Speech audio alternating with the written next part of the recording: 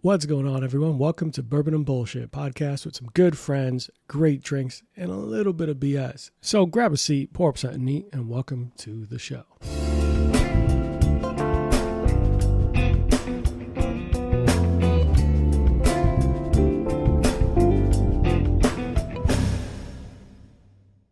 All right, ladies and gentlemen, welcome back to Bourbon and Bullshit and today's second part of Bourbon and Nerds, where we welcome back our two guests. It's Jesse. We kept him here overnight. He had a layover, so he's stuck here.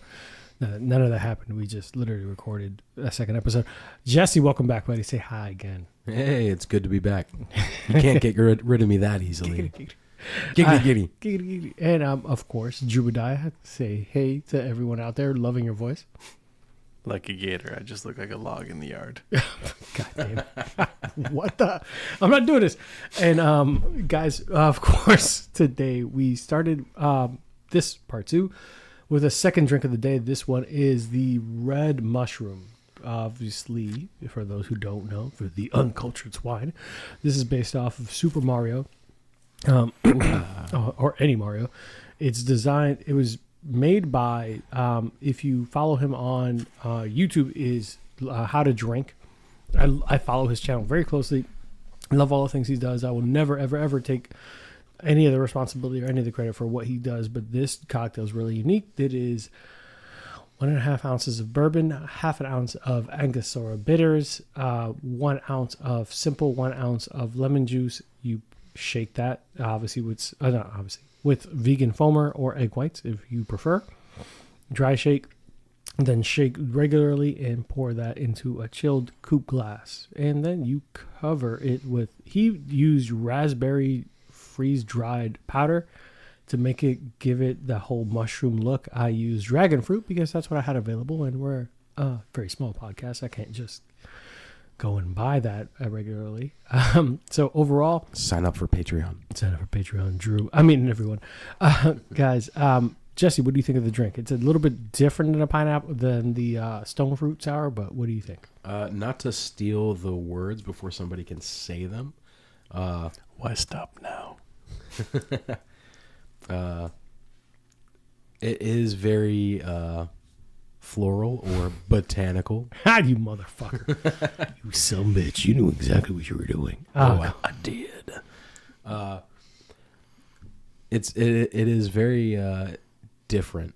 It's not bad. Like, for me, something I pointed out last episode is that if it's very pungent, if the taste of the whiskey is present, I tend to not be too interested or intrigued. I think the bitters and other accents put into this do a great job of masking the taste of the whiskey.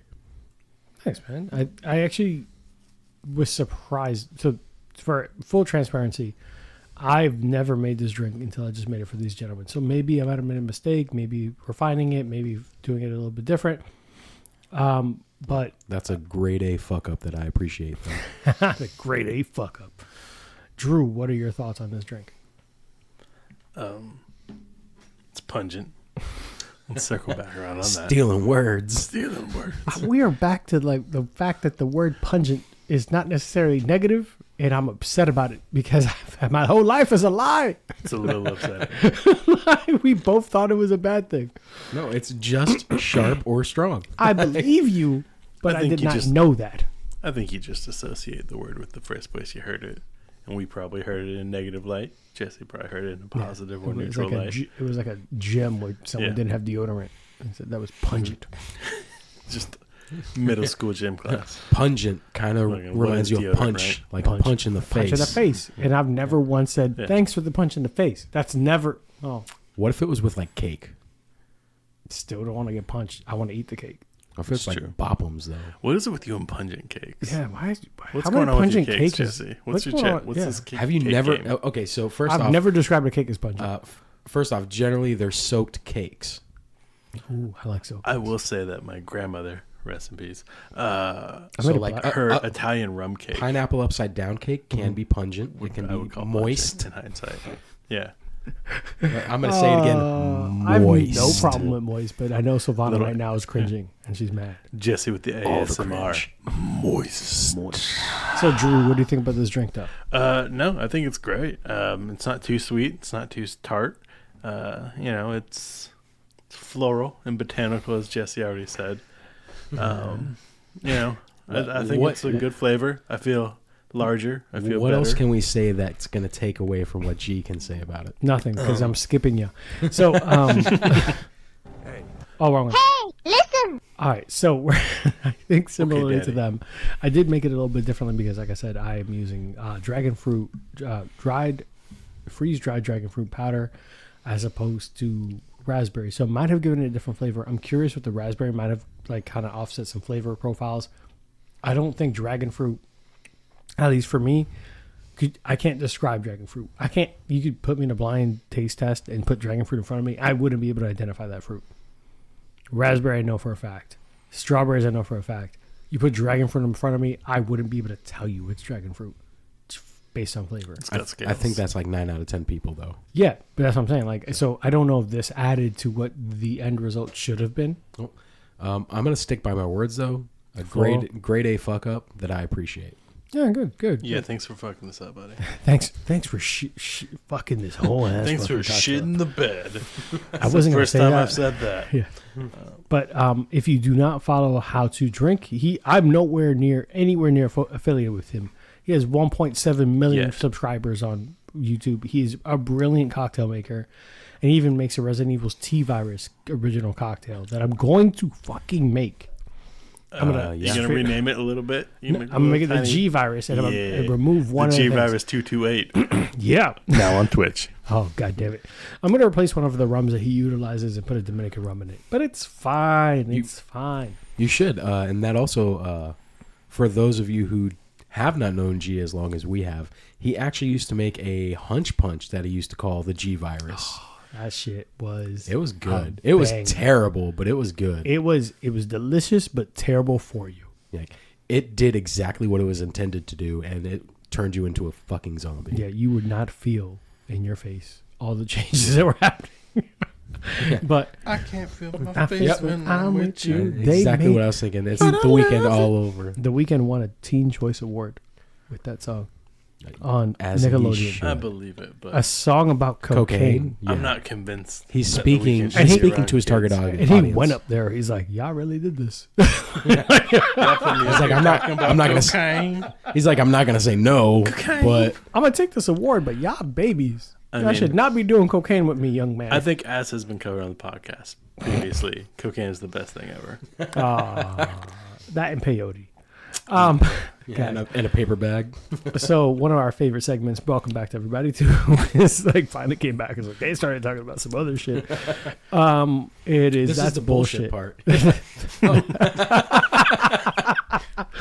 That's bullshit. So we're gonna share some crazy news articles or anything going on personally that we want to share with the people listening at home, and after that we're gonna do This Round's on Us, listener stories that coincide with our question of the day. But that's bullshit. Jesse, what crazy news article do you have going on that people need to know about? So this one, this happened last year, and it was a position filled by the city of New York. You can look it up, and this is wild. They put out an ad to hire a rat czar. The fuck's a rat? Oh, I think I Yeah. saw this. So- it was a crazy lady who did it, right? No, this is like the actual Oh my god. government of the city of New York put out an ad for a rat czar, someone who came up with creative ways to control the rat population that was not going to alert the masses or have pretty much like giant piles of rats where everyone can see. Because they're like, hey, our population is terrible when it comes to this. Mind you, they're like number 3 or 4 on the list of cities that have a rat problem. Really? Yeah, Not number one? Los Angeles is number 1. Oh, okay. Who's number 2? I believe it's actually Chicago. I think You I think dirty New York, and I think New York is the following. And there's quite a discrepancy between L.A. and New York. Not so much between Chicago and New York, but L.A. has a major issue with it. Okay. So, but they So also those- have Tent Town out there. That's what I was gonna say. I was like, it Yeah. probably doesn't help. But go ahead. Yeah. But yeah, so and the thing about it is that they're like, yeah, whatever kind of expertise or ideas, like it was a $160K salary for this position. And they had when it first came out, they had no prereq set. So the sheer number of applications they got just inundated them. If you hear DMX dogs in the studio. if you hear dogs in the background, R.I.P. it's Stop. very simple. Drop. We've been drinking, and Shut 'em Domino's down, open finally up got shop. here. So, Oh. but the rats Bro. are That's so how rough riders 160. roll. This motherfucker, RIP DMX. DMX. So 160K. Yeah, to come up with ideas to euthanize rodents in the city. To build a better mousetrap, if you will. Yeah. You know what? To make sure Mickey did not move his family. Oh my God. I said it. Don't New York, my Florida. Don't New York, my Florida? Is that what you just said? Yeah, have you not seen those bumper stickers? No, I have not. Yeah. Yeah, I mean, snowbirds need to stay up there. Yeah, it's all kinds Yeah. of it's all kinds of weird rhetoric. I don't pay attention to This is- anyone's yeah. bumper stickers. Florida is the It's- retirement state for, everyone, mainly New Yorkers. it's really weird because, like, they're intended to be, like, an anti-left, like, oh, don't make Florida liberal.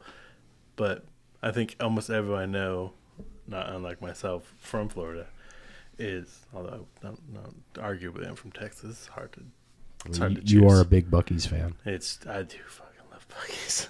I have a onesie. I should have worn it.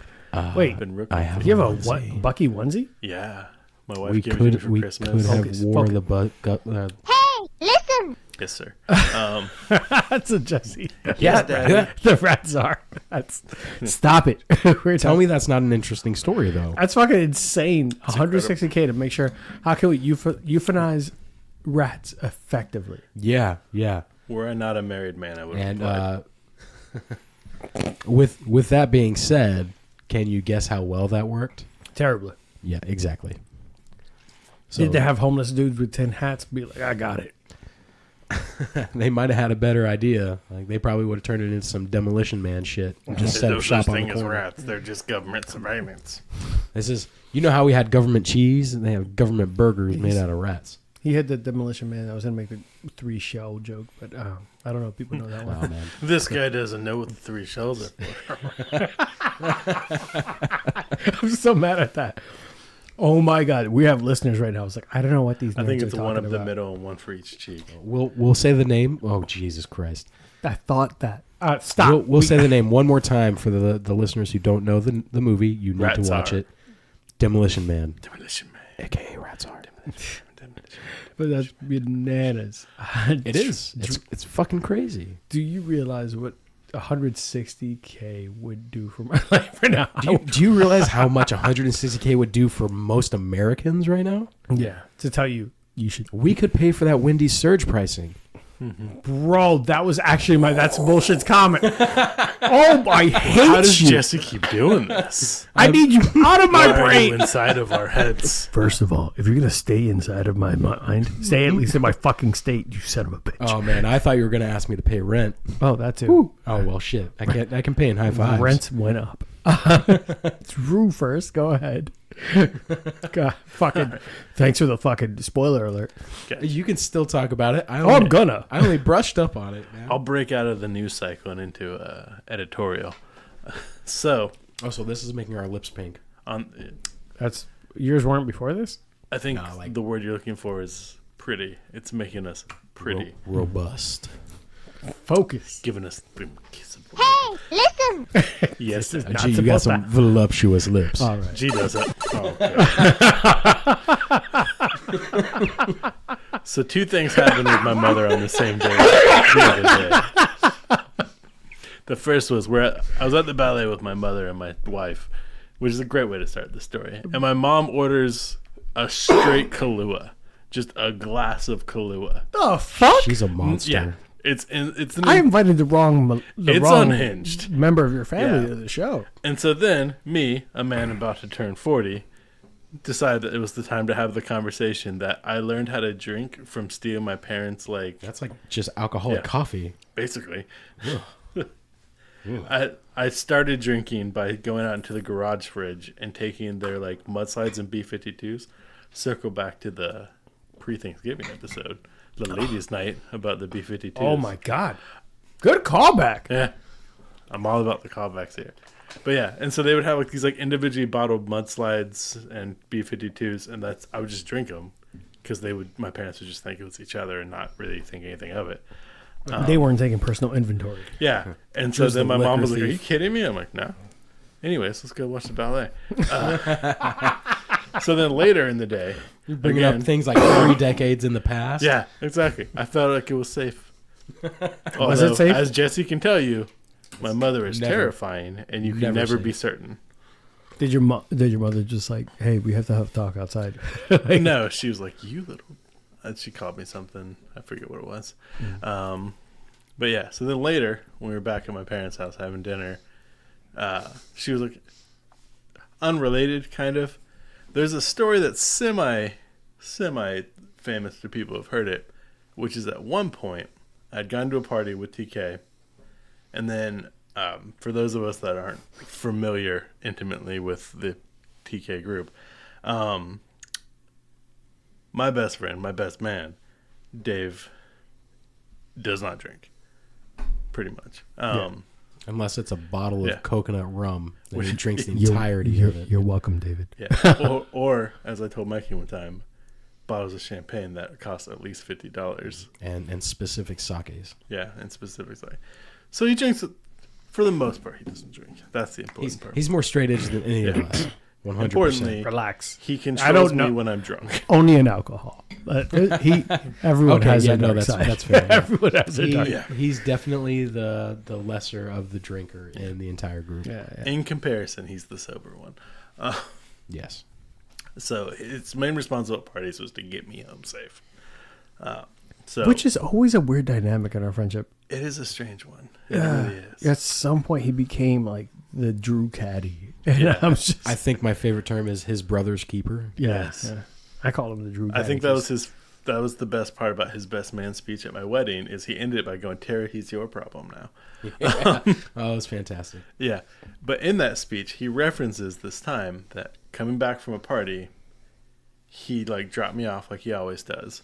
But from my mom's perspective, because at the time I was living with my parents, my mom was awake reading, heard the back door open, heard Dave go, "You okay?" And me go, "Yeah, man, I'm good." Which, as any mother, immediately goes, "He's not good."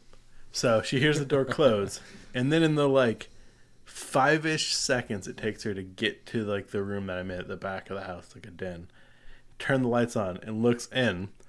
I'm sitting on the couch in the den, completely naked, with a pillow over my lap. And I'm like, "Oh, hey, you're up." What? Yeah. And she's like, "I'm going to get you some stuff to sleep on the couch. We're going to wash that pillow, obviously. And I'll see you in the morning." So we do that. I wake up in the morning, no recollection of any of it. I have a vague recollection of it. But, for the most part, in the morning, immediately, I come into the, kitchen where the table is, and my parents are having their morning coffee and breakfast or whatnot, and they're like, "Oh, hey, how was your night?" I'm like, "I had a good time, it was fun, blah, blah, blah." And my mom goes, "Hey, quick question, why did David bring you into the house naked?" I'm like, "David did not bring me in the house naked. David would not touch me naked. David wouldn't let me into his car naked. I was not naked when I got into this house." She's like, "Yeah, you were." "No, I wasn't." And she goes, and this is how unhinged my mother is, she goes, "Call him on speakerphone right now." And She did not. She did. Okay. That's awesome. So I put it on speakerphone, call him. He comes on. He's like, "Oh, hey, how you feeling?" I'm like, "I feel fine." Because for some reason, I was just for, I guess, the sheer circuit of chaos, I don't get hangovers. So I'm always fine in the morning. No. We're not doing It's not fair. It's not right. That's not right. It's upsetting. Look, but I am what I call myself, a self-proclaimed semi-pro drinker. I rarely ever get hangovers, but there's a limit. I've drank with you, Drew. Yeah. You're telling me none of those times you woke Never. up. Yeah. The amount of times, and again, disclaimer, you should never get behind the wheel of a car after you've been drinking. We have a whole thing on 100%. that. We have a you whole should thing. never. I, as an Irishman, have a tendency to Irish goodbye when I'm down in my cups. For years. We just call it pulling a Drew. Yeah, that's true. In this group, it's That's fun. true. Yeah. The amount of times I've woken up at like 7 or 8 in the morning, got back in my car, driven back over here, and retraced my steps both ways looking for any sign of chaos or destruction. Because I'm like, I don't remember how I got home, but I know I went to G's last night. I've been outside your house at like 8:30 in the morning so many like Saturday and Sunday I'm mornings. pretty sure I saw you once or twice. I'm like, I'm sure. "Is But he sitting in your like, car?" yeah. So Yeah. So when you called Dave, he Yeah. So I called Dave and I'm like, hey, how's it going? And he was like, you dropped me off, right? He's like, yeah. I'm like, what state was I in? He's like, you were drunk. I'm like, no, but like, what was I wearing? He's like, you were fully dressed. And my mom goes, I'm going to go ahead and cut in here, Dave. So I heard you drop him off. And then you know the size of our house. As soon as you closed the door, I walked across the house, turned the light on, looked in, and Drew was completely naked with a pillow in his lap. So I don't think I believe you. And he goes, well, I wouldn't have touched him if he was naked. I wouldn't let him in my car when he was naked, which is what I said. And so he's like, so no, when I let him off, he was fully dressed. And also, for those of you that are either younger or didn't really know us and or are unaware, because I haven't said a year, what time it was, what fully dressed meant was shoes, socks, jeans, boxers, undershirt, overshirt, vest, tie, hat. Like, it was dressed. He's only like 2 items removed from that right now. It's true. I still mostly dress like that. To be clear, I've never seen this man not wear 2 shirts. It's true. It's always a t-shirt, then like a button up over it. Yep. It's almost never one shirt. And if it's not flannel, you're lucky. Yeah, I don't own that very many non-flannel shirts. But yeah, so like it was all out. And my mom goes, well, that doesn't make sense.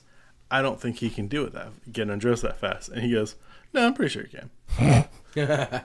I'm pretty sure you can. Pretty sure he can. He's like, I know, Drew. Yeah. And that was the end of it. So at my wedding, he regaled everyone at the wedding with that story, which was hilarious. But so anyways, the day of the ballet, we're at the time, my mom goes, hey, I've been meaning to mention, he told that story and I have no idea what he's talking about. And I'm like, what do you mean you have no idea what he's talking about? She's like, I don't remember that happening. And I'm like, how do you not remember? Oh, that shenanigans, because she She would know didn't remember? immediately about the knee thing. happening? Yeah, no, she would absolutely know. Shenanigans. This is why Jesse's a little terrified of my mom. Because Story for another time. Wait, this is the snap to ACL? yeah. Oh no, this is a different night. Yeah, different night. Oh, But okay. yeah, Jesse wasn't there the night we're talking, the naked night, but he was there the ACL night where my mom did catch him and Dave. And I'm like, what happened to my son? And they're like, he was trying to do yoga while drunk and something happened. I think he just needs to rest. But like Jesse was like, we have to get out of here.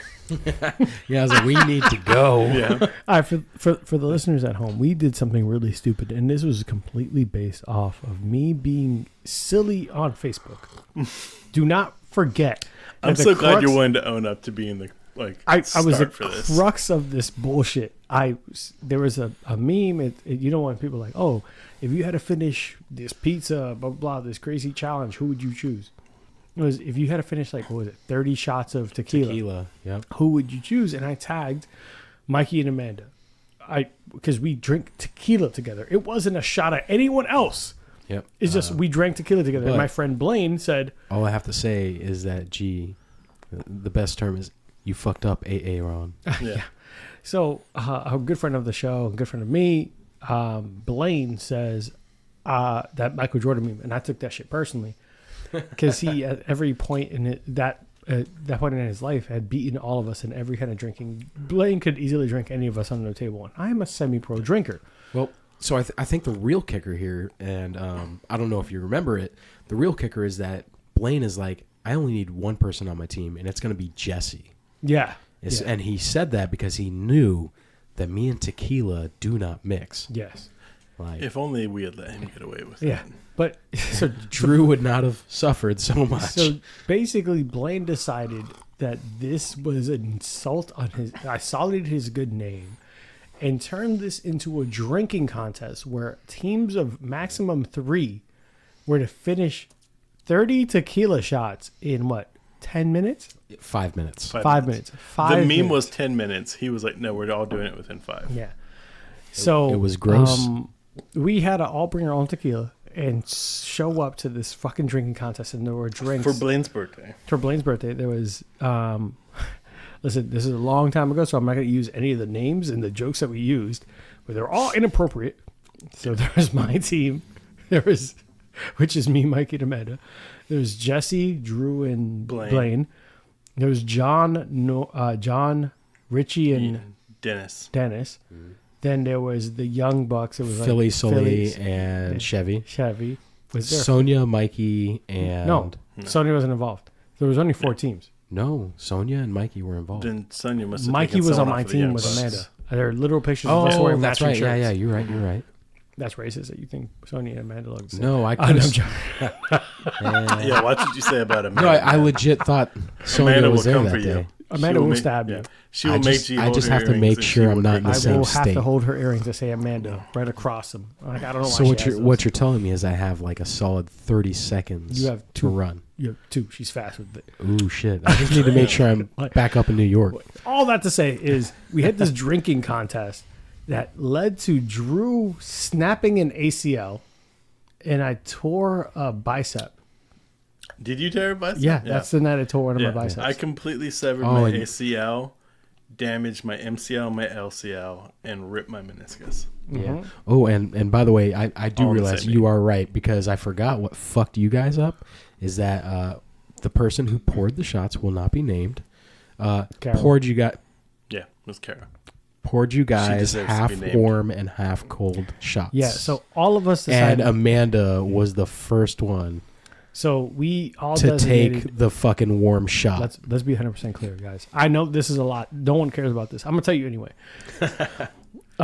Because it was me, Mike, and Amanda, we decided I'm gonna do cold ass frozen Patron. I kept my shit in the freezer. I kept it on ice. I fucking bought Patron Platinum, highest end Patron I could find at the time, because I was a young child and didn't realize that Patron isn't the top tier tequila at the time. Top tier advertising. Yeah, for of course they were everywhere. And then Amanda went and got 1800 coconut, and then which is disgusting. But she didn't cool her shit. She bought it right before, and Mikey bought some other shit. And whoever poured the shots, I was like, "Look, my 10 have to be right in front of me because they're chilled." Yes, Carol. And instead, I ended up fourth shot in, and it's warm, disgusting coconut tequila. I'm just like, what is this? I have practiced. You know, you do dry runs. You know, you have to. Yeah, I practiced 10 shots back to back, all chilled Patron Platinum. I get to drink 4 or whatever it was. It was like warm, gross coconut. I'm like, the fuck is happening? And at some point, I realized it became a fucking jigsaw puzzle of shots. You can't even touch the glasses to find out. I had no idea what the fuck was going on. And Amanda, halfway through, she had 4 shots tapped out. Me and Mikey stared at each other like, I don't know. The only saving grace I had is that I also only did 4 shots. But my saving grace was that Drew and Blaine are just like, fuck it. Alcohol is alcohol. Well, part of it is that, but we're leading into it. Blaine grabs me by the shirt, which, if it wasn't his birthday, we would have had to have a conversation about. He grabs me by the shirt, pulls me in close, and is like, "It's my birthday, and I want to fucking destroy them." Didn't he really say that to you? Yes, that's why. If you can remember, because I barely remember. You that had day. already I gone. ate hummus and pitas. Right after. I literally walked up, put my made sure I could feel where they're at.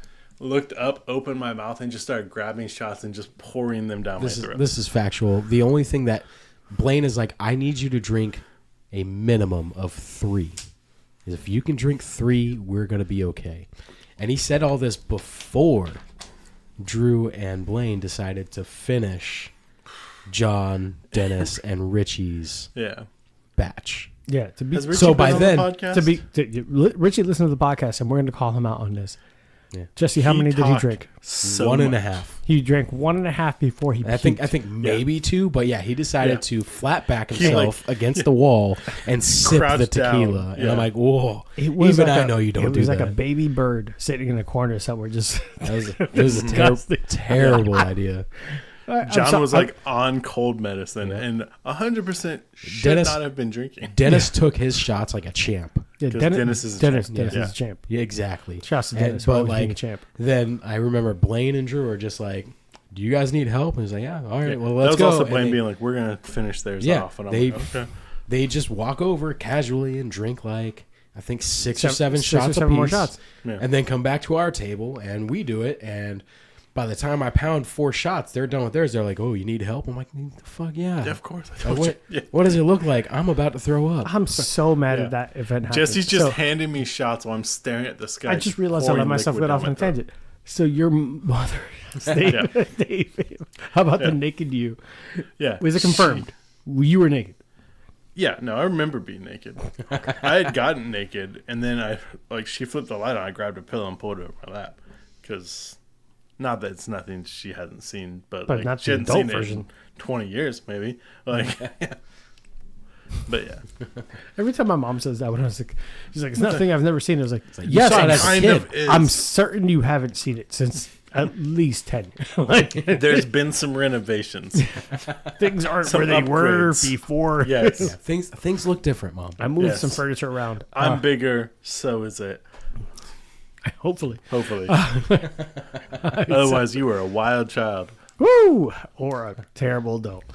That sucks. So the 2 stories I have for this is bullshit. Now that we've palate cleansed everyone's newsreels. The number one thing. Actually, quick aside. Okay. So after I drank way too much and then tore my ACL and basically crippled myself, I woke up the next morning at 6 a.m, showered, got ready, and went to work for 8 hours with no hangover. Because but a torn apparently ACL. that's my yes, like on a cane, Yeah, he's like, "Oh man, my knee kinda dragging my hurts." leg behind me. Yeah, I like stood up, fell back down. My parents came and like, "Oh yeah, you're probably gonna need to use this cane." I'm like, "Okay." And, Like and wrap my since leg then, up. That's how I discovered I was allergic to latex because the knee Jesus. brace. I had an allergic reaction to that. Yeah, There's a lot of questions about you in high school that I don't want to get into right now. it burned a lot, and I thought that was just how it was supposed to feel. What? There's never been any documentation that it's supposed to burn. No. Wait, no. You really went through all of your sexual. Yeah, I would say probably at least the first 20 people I slept with, I thought it was supposed to burn. Maybe more. No. Yeah, it definitely had to be more. Because I basically came out of rehabbing my knee into my wife. So I yeah. feel like there's. I would say need there's you a not say lot. you came from your rehabbing. You came right into your wife. I feel like that's bad verbiage. It is incorrect, So I but feel, not I feel by like there's much. There's Also, there's I a hope lot my wife to never unpack. listens to this. I'm there's- sending her the link, and I'm like, I'm going to do that. Drew, there's like a lot to unpack here, like a There's lot. more than I'm ready So- to unpack. There's much more than I was ready to Yeah. unpack today. Like How do you go through all of high school? 20 sexual partners before you say No, it's not supposed to Like burn? I You said, said 20. I thought it was 20 because I thought I forgot the timeline. No, it's almost all of them. So it's more than That's- twice that number. that almost makes it worse. Yeah. Drew, I went through. Like so, wait, no. Are we bad friends, Jesse? Because I feel like at some point this should I have should came up have in a mentioned conversation. it. Yeah. yeah. I'm starting to think that. Are I'm we starting bad to think friends? like, Are we like bad we friends? talked about No. monkey fuckers earlier, and We did talk about the monkey fucker. This earlier. never That was not came me, At up. that was no Jesse. point did we say, "Hey, man." I thought you may have known about your allergy prior to this. You'd think. All right, so shout out to Because I was on that Drizzy game. I poured the hot sauce in there. But What are you talking about? Oh my god! All right, so we're gonna take a quick commercial break because our food is here. Jesus. This is getting out of hand. All right, we're gonna please don't drink and drive. Don't be jackass. I love you all. Be right back. Hey guys, while you're listening to the show, we know that you might want to partake in some drinks with us and enjoy in the libations. Here at Bourbon and Bullshit, we ask that you drink responsibly. Don't drink and drive. Avoid Amazon one-click buy. And for the love of God, do not text your ex. You do not need that kind of closure. They've moved on. So should you, Joseph. You should stop Facebook stalking. She knows. She knows. Now, all jokes aside, don't do anything dumb. Take care of yourselves and be safe. Thanks, guys. Now back to the show. All right, guys, we're back. We had to really unpack what the fuck happened with Drew nakedness and a pillow. I learned a lot about my body today. So did I, and I didn't sign up for that lesson. I feel like Apologies. Implied consent wasn't here. So the crazy news articles for me, at least, was Wendy's surge pricing. So I think that Jesse quickly touched on this, but Wendy's under a lot of fire because apparently Wendy said, hey, you know what? We're going to make food cheaper during non-peak hours, which would save you money, right? You come when we're not busy. And so the average consumer is like, that sounds great, until you tell them, but the times that you actually want the food, prices will go up. I think what they called it was dynamic pricing. Dynamic pricing. Their all digital menu will shift depending on the predicted foot traffic for that time period. And people are like, oh, I guess that kind of makes sense, which is good for people who is like, I'm gonna come at 1 o'clock. There could be some wins there. Someone asked a really good question. Does that mean you're gonna pay your staff more during surge pricing, like drivers for Uber? And it was crickets. Yeah, the clear answer is no, we want more money in our pocket. Why would we give our employees more money? If I'm going to charge you more, which should equate to either more pay for your current staff or more staff, why the fuck would I charge? Why are you charging me more? Mm-hmm. Yeah. So my takeaway, because I read a few articles on it, and Wendy's is trying to stick with a rhetoric of like, we call it dynamic pricing, and we never said that we planned on raising any prices. They're saying that they're going to lower the prices during downtime. So, but with that being said, surge and dynamic have generally been interchangeable in different situations, and it's used as such. For a prime example is Uber and Lyft. Yeah. Surge and dynamic pricing are two values that they use. Yeah. So they're the ones who Wendy's took the idea from. So Wendy said this: we didn't use that phrase, nor do we plan to implement that practice, the spokesperson said of surge pricing. Wendy's quickly walked back Tanner's comment. Wendy's spokesperson told NBC News that dynamic pricing is different than surge pricing, stating that similar to what you just said, but apparently KFC and Taco Bell did not immediately respond to a request of comment because they are apparently thinking about rolling out the exact same thing. That's not surprising. Like, they're all trying to find a way to make money. Like, the only way, in my opinion, the only way that I think if they were to truly do what they said and lower the price during certain hours, that is literally to just increase the foot traffic. They're trying to gain more people, right? Yeah. So, the moment that starts happening, I mean, how many people are really walking in at 10 a.m. for fucking chicken nuggets? It's not just that. So let's just throw out a random number, right? Like, what if chicken nuggets were $1 off, right? And you see that and you go, how many people get those chicken nuggets at $1 off before it's no longer a dynamic sell? Yeah. At that point, you are no longer. That's no longer my lull. That's no longer my short bit. Yeah. Like, you're like, oh man, enough people have come at this time that this is no longer regular operating hours. Yeah, it's no longer a lull. Person to knock that $1 off. Like the person in front of you is like, I would be furious. $1.99 chicken nuggets, and then you walk up and they're like $2.99 chicken nuggets. I would leave. I would be so furious. But you know what? I'm stealing the nuggets of the person in front of me. But that's a Disney issue too. So like, there's and I'll say ever bring Disney into this household. How dare you? I'm sorry. This is how you can tell he's gone full New York. This is the dire rat issue, right? So they do things just like this, and they continue to do it because people will still pay. Yeah. So like, what are you gonna do? You may be the first. You may be the first person that doesn't get that $1.99 chicken nugget, but the person behind you is probably like, "Whatever, I'm here. I'll get it." Yeah, but Am I wrong? I don't eat enough fast food, but is Wendy's so popular that they could do this? I don't think so. All right. Well, I know they're popular. It's not like they're the Burger King of the group. Speaking of Burger King, I mean, I feel like Burger King is slipping down. So Wendy's is like. Speaking of Burger King, they decidedly said we're going to go ahead and capitalize on this. And they started a whole fucking thing. Their PR team was like, we don't believe in charging people more when they are hungry.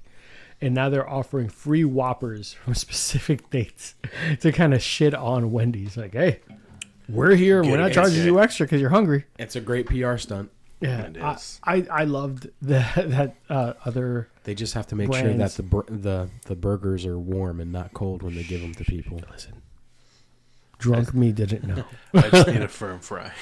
Thank you. You're like, Right. The fry firmness is more important than fresh from the fridge. I don't need soggy fries. I don't know how Steak and Shake has gone away with it for so long. it's like the meme shaking. Wow, how can you keep getting away with this, old man?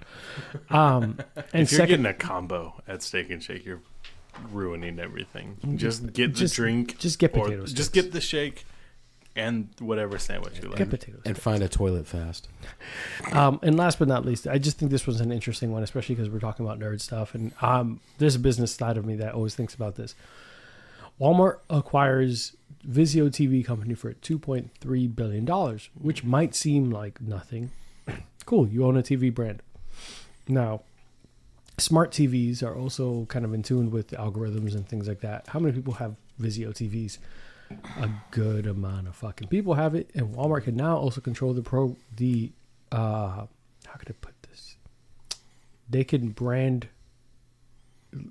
make things specific for your algorithm that will push Walmart to the front of it. Mm-hmm. Is one step closer to ingraining themselves in all aspects of your existence. So when you're watching TV on your smart TV and Roku built into your Vizio, Walmart could make sure that they are the first thing that you see. And now they have a history of your shopping, of everything that you have, because it's not just the TV that they buy.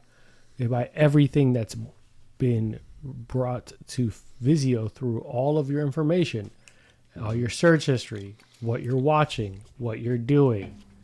Walmart, the evil entity that corners everything, now knows exactly what you're looking for and make sure that they're at the forefront of it. Seems minor. There are a lot of people who are out there that are really, really thinking about the fact that this is almost like, you know how like Amazon has a corner like locked in on everything. Mm-hmm. Vizio's being such a like the less expensive alternative. Yeah, it's the to a lot of affordable TVs. brand. Yeah, it's the affordable TV. So people, I got an 85-inch Vizio because it's fantastic. Walmart's now watching you through it. They're having access to that. I'm like, I didn't think of it as big of a deal until these like tin foil hat wearing motherfuckers pretty much convinced me that this is a bad thing. I don't have a single Vizio. Well, I mean, you already kind of said it. It's right in line with like Amazon already does it, right? Facebook does it already. Mm-hmm. Instagram, any social media already knows what you're looking at because you're on your phone more than you're on your TV. Whether it's a smart TV or not, you're already giving those credentials away to somebody. Like, look at the targeted ads that you have. So Walmart is it seems like they're just taking it and they're like, we want more people buying our stuff. I'm not saying that's a good thing, but I mean, honestly, it's well played. Yeah. Drew, do you have any opinion on the Vizio thing? I mean, I'm a giant tech conspiracy theorist. How so? As he removes his tinfoil hat. Yeah. I said tinfoil hat. He's like, God damn, I thought we weren't judging here. I left that at home. He's sweating under the tinfoil line. No, working in tech and cybersecurity and everything, you'd start seeing a lot of this stuff. You know, I actually, with one of my brother-in-laws, was having this conversation recently where he was like, you know, Snowden didn't reveal anything that people didn't already know. And I'm like, people suspected. People didn't know. Mm-hmm. He just took that stuff that we all were like, yeah, they're probably doing this. He was like, hey, look, here's exactly how they're doing it. He took the stuff in the maybe category and slid it right into the factual. But like there's restaurants that if you set your phone on the table, they have an NFC like puck in the table that will put it through. Like it'll basically load up ads and suggestions into your phone. I'm never putting my phone on a table again. I did not know that. Yeah. Gee, I am never putting my phone on a table again. No, that one's just going to tell you that you should buy me more bourbon. Yeah, right? I mean, for those listening, I have had my phone on his table this entire time. And did it put a bunch of stuff on your ABC. I have an Fine Wine and Spirits. I have an card. Instagram notification of bourbon and bullshit. First All and things foremost. considered, I do have the pucks at my house. We could make that a reality for you. That is Like for everybody thing. sitting You at really the have those table. pucks at your house? I do. What? Okay, so we're gonna talk because I think that'd be cool to Oh, just man. have. Yeah. Just infiltrate everyone's phone who's Wait, on the show. so you're saying that there are restaurants that do this on a regular basis, and McDonald's, that's completely Panera, fair, yeah. like, legal? Yeah. There's a lot of stores like in the mall where they have like the standees out. Mm-hmm. A lot of those have started to broadcast essentially a signal that as you walk past, your phone's listening, it catches the signal and will start suggesting stuff there because you were in the area. As a cybersecurity expert, Mm-hmm. is there something I could do to prevent that? Not really. Stop using your phone.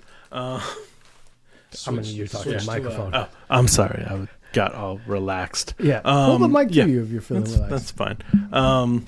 Yeah, no, there's not a ton you can do. There are phones. I can get some of the stuff for you, or I can come back and we can do this at a different day. Yeah, There are like initiatives with phones to basically create a like non-Apple, non-Google, Samsung, whatever you want, just a completely separate app store, completely separate environment on your phone. It would still work just the same as you're used to. It just doesn't have a lot of that same corporate like data sharing and monitoring. So and it's pretty much the Linux of the phone world. it's very, yeah, absolutely. It's a lot like the Linux of the phone world, although literally Android is Linux. Yeah. Yeah. that's interesting. I didn't realize that restaurants are doing that. Like, I straight up did not know. You're straight up Yeah. shocking me here. I mean, a lot of people have noticed, but like, if you have the apps for like NFC reader on your phone, a lot of times it'll catch it. If you own a Flipper Zero, it'll catch it. The fuck's a Flipper Zero?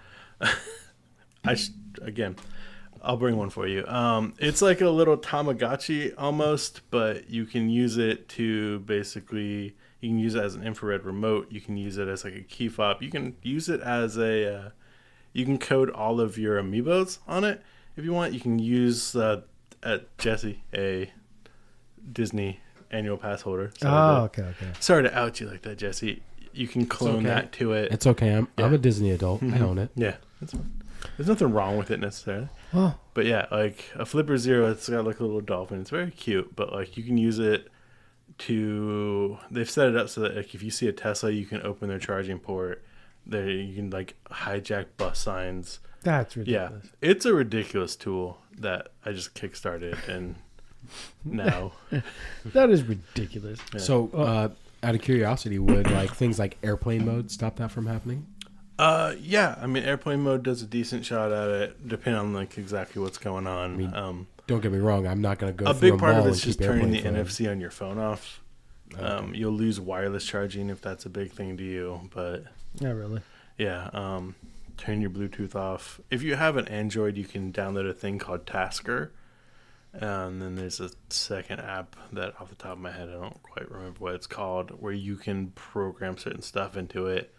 You could basically, if you're like, oh, I don't use Wi-Fi outside of my house, you can basically program it with, because almost anywhere you're at, you're going to be triangulating between 3 cell towers. And you can program it to basically say, if I'm in the range of these 3 cell towers, turn my Wi-Fi on, and then you'll hit your house. Once you leave that triangle, turn your Wi-Fi off. You don't need it anymore. You can also set it with times. That's I, actually at one point, set it with one of my exes so that when I figured out the timing that when it detected me at a spot, it would send a text being like, hey, I'm downstairs. So I would pull up, and about 30 seconds to a minute later, she'd come outside. Because I got tired of pulling up to outside her house, being like, hey, I'm here. And then like 5 minutes later, she would come out. And it was working great. And then one time, and like I had said, it was like a complex rule. It had to be like, if it has been 24 hours or more, I like put all these like if-then conditions into it. And one time, she was in the car, and it was a point where it was outside of the conditions. So as I'm pulling up to her house, like I'm a couple minutes away from her house, she gets a text message from me that says, I'm here. And, I haven't been touching my phone. And she was smart enough to put 2 and 2 together. And then I had to delete that rule because she realized I was manipulating The her system getting and ready. her, yeah. Yeah. I mean, I feel like it's just a good use of time. Yeah. It's I'm really warning smart. you how far I Yeah. am away. That would be Like, a huge because deal.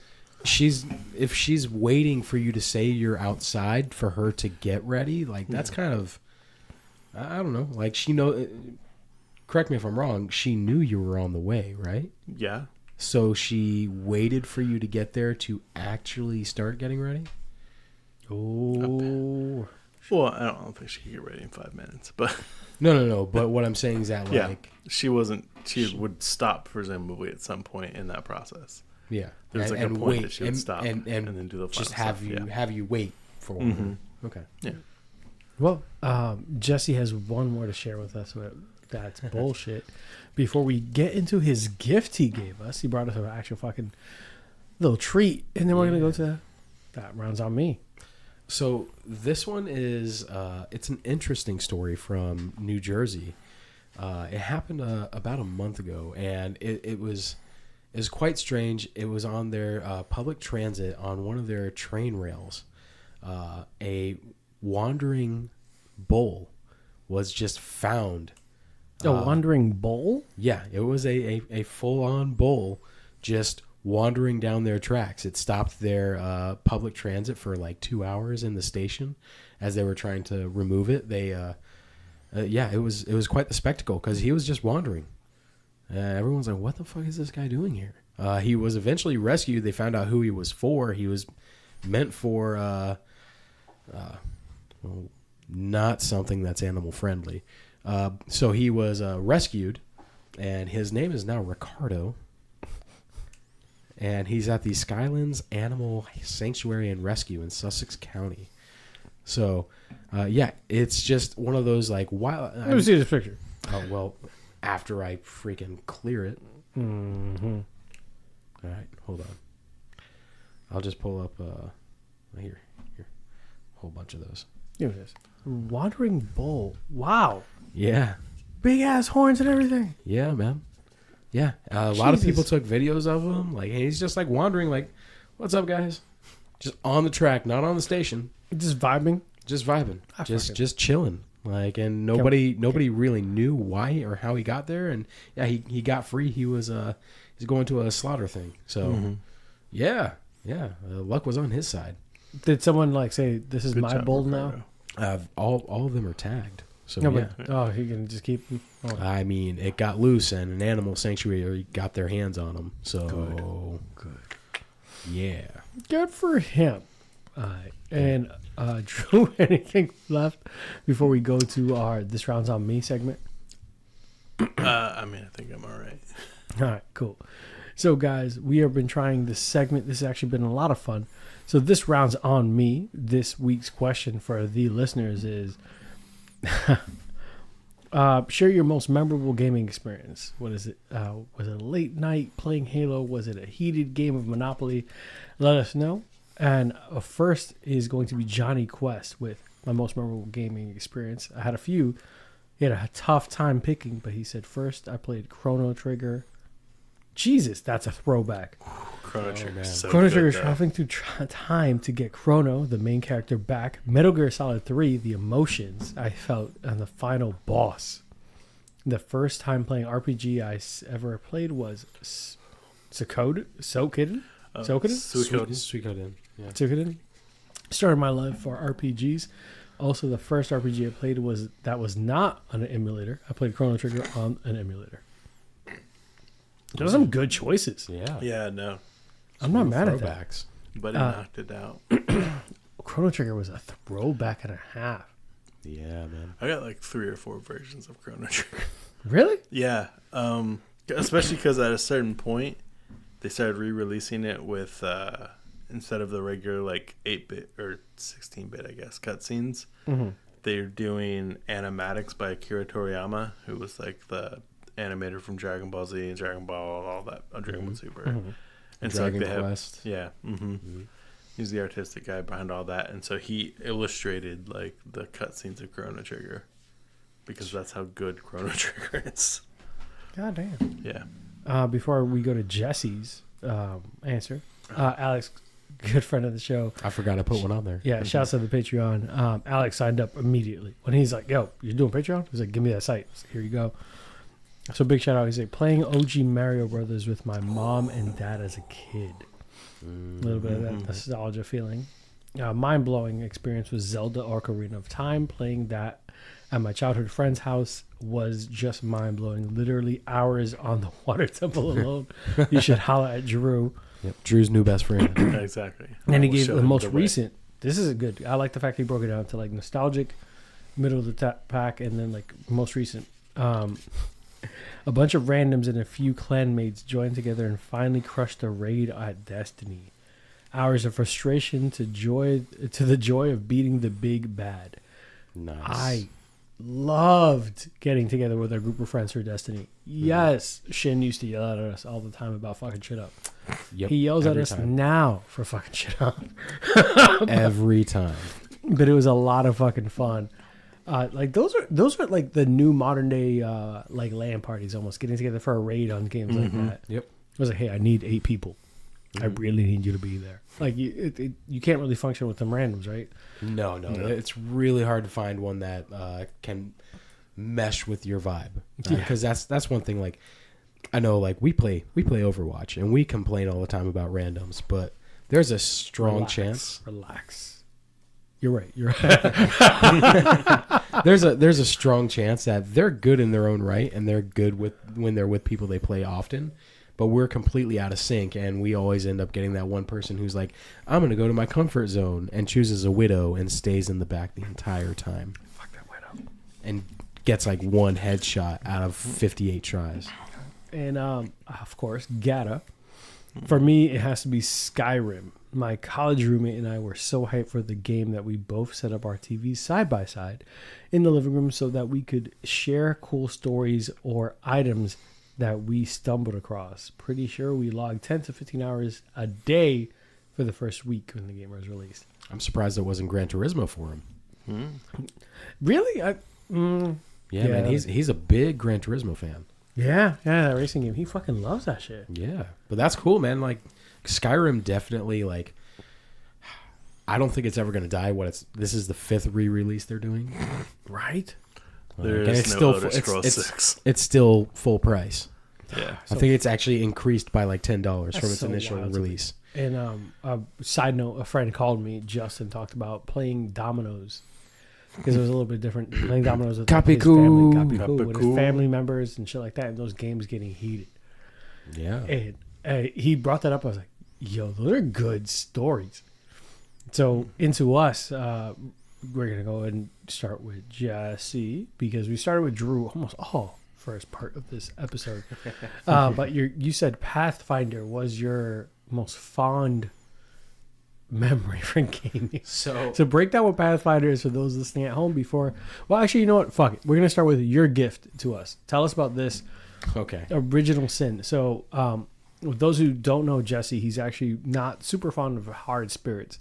More of a cider guy, more of a beer guy. So he brought one of his favorite ones. But obviously he couldn't get like some of his craft fancy boy stuff because he's been traveling all of the United States trying shit that I'm so jealous of. Every time I see a picture of some shit, I'm like, I want to have whatever the fuck he just put on that. Yeah, no, shout out to my fiance. She has a list of... You mean my childhood friend? Okay. Yeah. Yep. I knew her first. She's childhood friend. And yeah, thank you for the hookup there. I did nothing but connect. Yeah. Go ahead. So funny story. He's like, I think y'all would be perfect. Look, she also has a dinosaur suit. So that's not a fucking. It's a good foundation. Yeah, they super strong. No, he drives around with an inflatable dinosaur outfit. 2 of them, almost at all times. We were at a fucking child's birthday. One of my favorite nieces. I only have 2. I would say you can't prove it, but then my car's here and I do have a trunk, and there are pictures. There are dino suits in that trunk. That's so bullshit. It's Are they really still in there right now? At least one of them. God damn it! All right, go ahead. Tell us about this cider. So this cider is called Original Sin. It's interesting. It's a New York cider. Most ciders originated from northern states simply because of apples growing. They don't grow well down here. But in 1996, the founder, Gideon Call, tried to reconnect with America's history to bring back a taste in ciders that he wanted to represent. The one that I have currently that I found is a blackberry cider. It's called Black Widow. I think it's very well done. It's not too sweet, I would say. But it's the thing that caught me is that when I first moved up to New York, I had went to a gaming shop called Hex & Co. that reminded me of Cloak and Blaster down here. And R.I.P. Cloak and Blaster. Yeah, R.I.P. No, it's still open in Oviedo, isn't it? They closed it again? It's gone. Yeah. Oh my They god. closed the doors for good. That's unfortunate. So, but they had Original Sin ciders there, and Dude, a sad soundtrack. I'm gonna find out.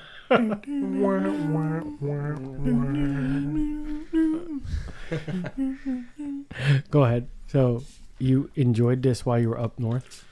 yeah. So a little bit from their website, just for an excerpt. Cole immersed himself in the history and the craft of cider. He fermented batch after batch in a small upstate New York winery. A wide range of heirloom apples varieties were tasted and tested.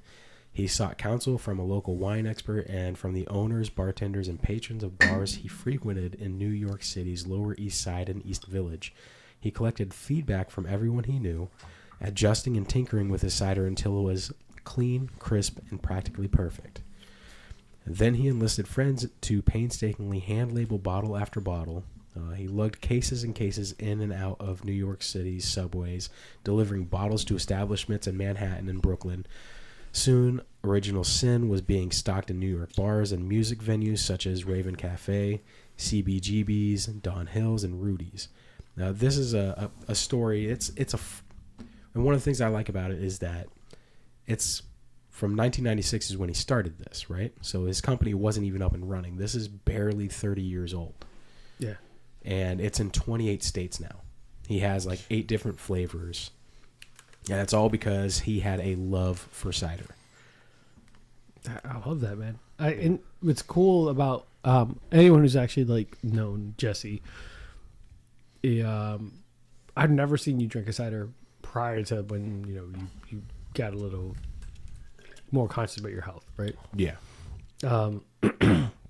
So this opened up a different world completely. That, and when you got with your significant other, your frame of reference for beers also expanded. So you started getting very different with the kind of the alcohols that you're partaking.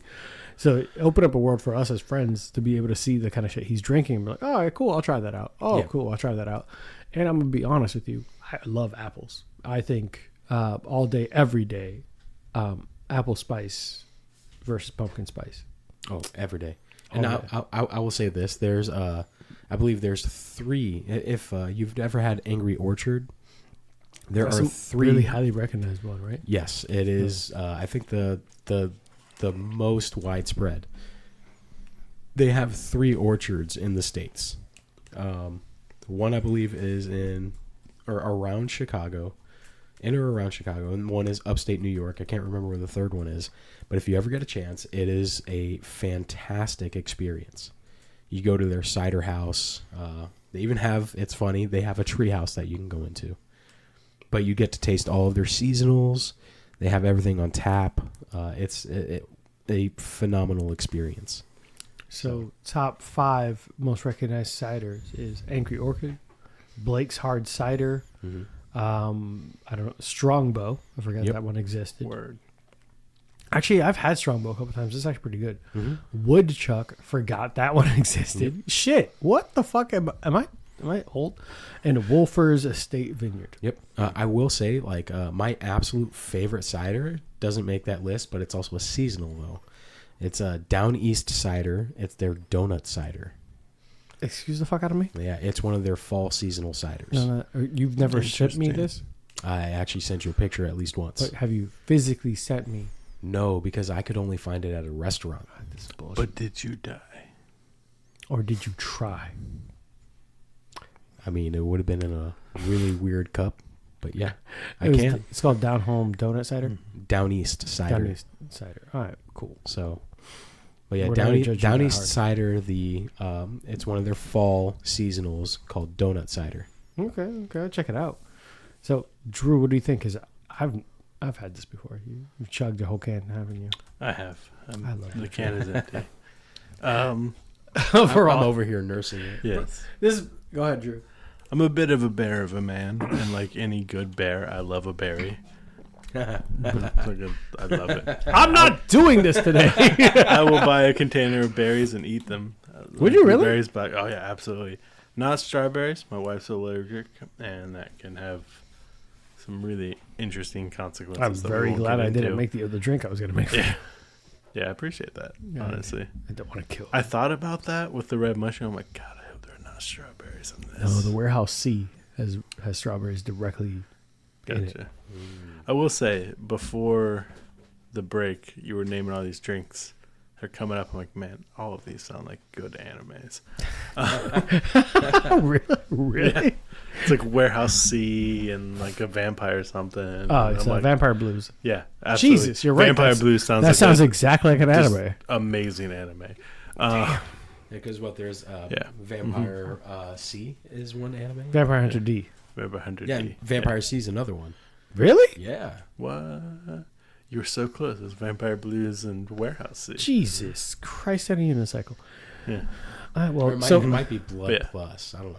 This Something was like that. delicious. don't make me feel like I don't know shit. Like, So, I as fuck. much as I love this and would recommend to everyone that they try the original Sins Black Widow Blackberry cider, as a current New York resident and a former New York resident, have you guys both like spent some time picking apples or I've never once in my life. no? I'm way too dark for that.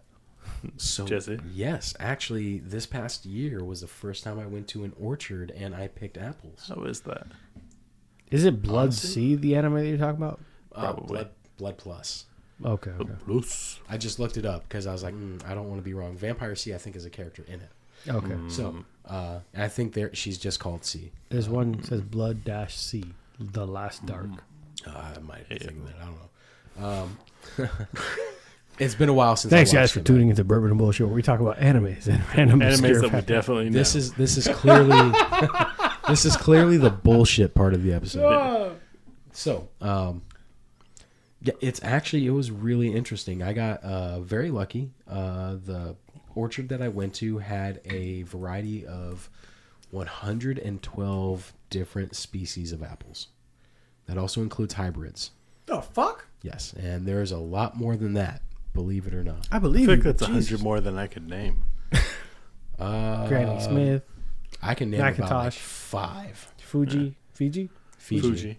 It's Fuji. Yeah, it is. Oh, yeah, Fiji's it's the Fuji, water. Yeah, Fiji's the water. yeah you're right. And You're an right. island, allegedly. Yeah. They have Empire apples. Yeah, I knew that one. Luscious. Honeycrisp, luscious. Mm-hmm. That's 6, guys.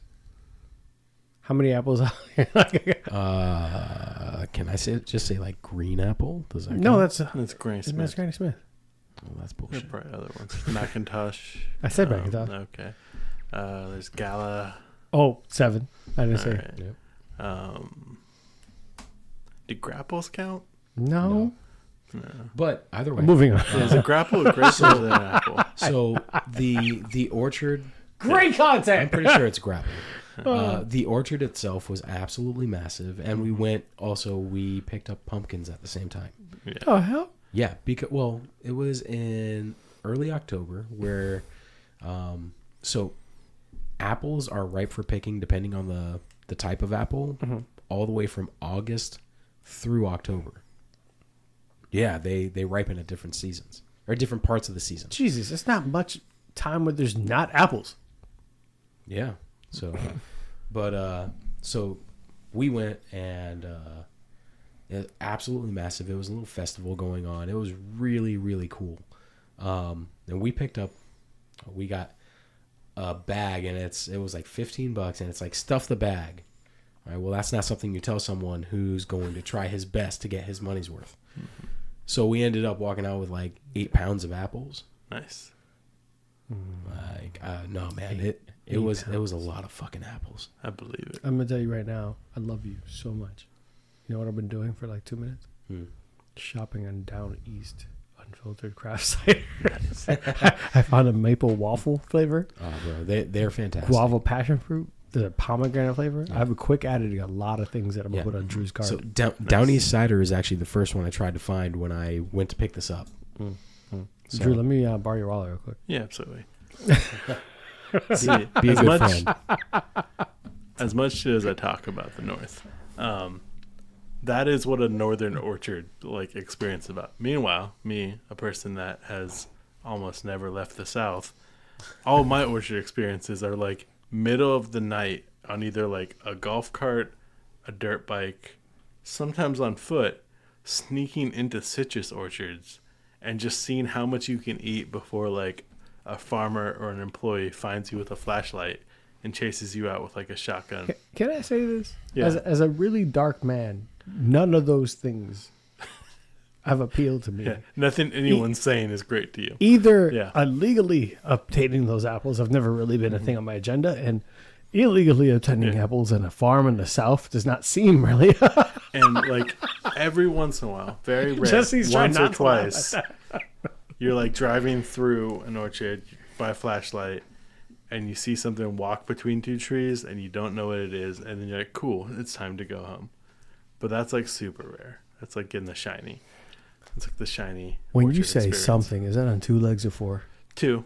So 2 legs just walking. He's saying like a cryptid walk by. I know what he said. You mostly get the back leg, but you see some like movement, and then you catch like one. Yeah, that's a big note for leg me. behind it. Yeah. Are we back It's on, a big note. It's are you we go back, home. Are we back on cryptid conversations? Because I'm here for it.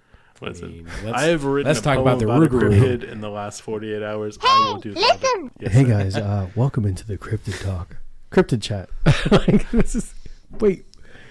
It's you used to just drive through. Did you have an idea of the farm? Did you have a plan in mind, or you're just like, I need apples? You're just kind of driving around on whether it's a 4-wheeler or a golf cart or dirt bikes, whatever. And I you don't find know a this fence, world. and on the other side of the fence, there are trees full of fruit. I know. And you're like, that's more fruit than anyone could ever eat responsibly. So it only so makes let me sense just to help them. chop the chain and go help ourselves to some fruit. Oh my God! Why did you try to position that like you were doing them a favor? There's no way they should eat that responsibly. Like It's too much fruit. That's way too much fruit for those. What are they people. going to do with all that fruit? What They're are not you going to eat doing? all of What it. are you doing? They clearly don't You'll have be- plans to sell The, this. the guys on the other side of this fence are being silly. I need to go over there and kind of help. Doing them a service. Yeah, exactly. I mean, they should literally be hiring me for this. I just I can't believe they let me eat this for free. they really should be paid. They should be selling these. Yeah. It's that good. Why are they just hiding it behind this fence with barbed wire? And a no trespassing sign. That's ridiculous. You should let people trespass and eat these oranges. I'm at $52 on my cart right now. Are you really? Yeah, but Which ones are you getting the maple and cider? here I thought I was the criminal. it's them. It's a 4-pack of guava, 4-pack of maple, 4-pack of pomegranate, and then an overboard mixed pack of 9. Man, you're not going to regret it. My diabetes might. I don't have it yet, but I'm sure by the end of this transaction. Well, don't drink it all in one go. Oh. At least make it 2. What's the fun in that?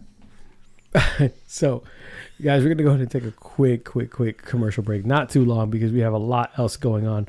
But as always, make sure you not text your ex. Do not click the Amazon one-click buy and behave yourself. Be right back, guys. Hey, guys, while you're listening to the show, we know that you might want to partake in some drinks with us and enjoy the libations. Here at Bourbon and BullSh, we ask that you drink responsibly. Don't drink and drive. Avoid Amazon one-click buy. And for the love of God, do not text your ex. You do not need that kind of closure. They've moved on. So should you, Joseph. You should stop Facebook stalking. She knows. She knows.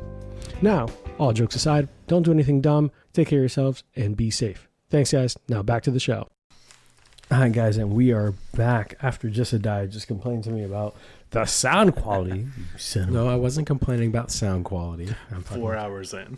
4 hours. He finally brings it up. He's like, hey, man, by the way, I'm losing hearing in my right ear because of your fucking show.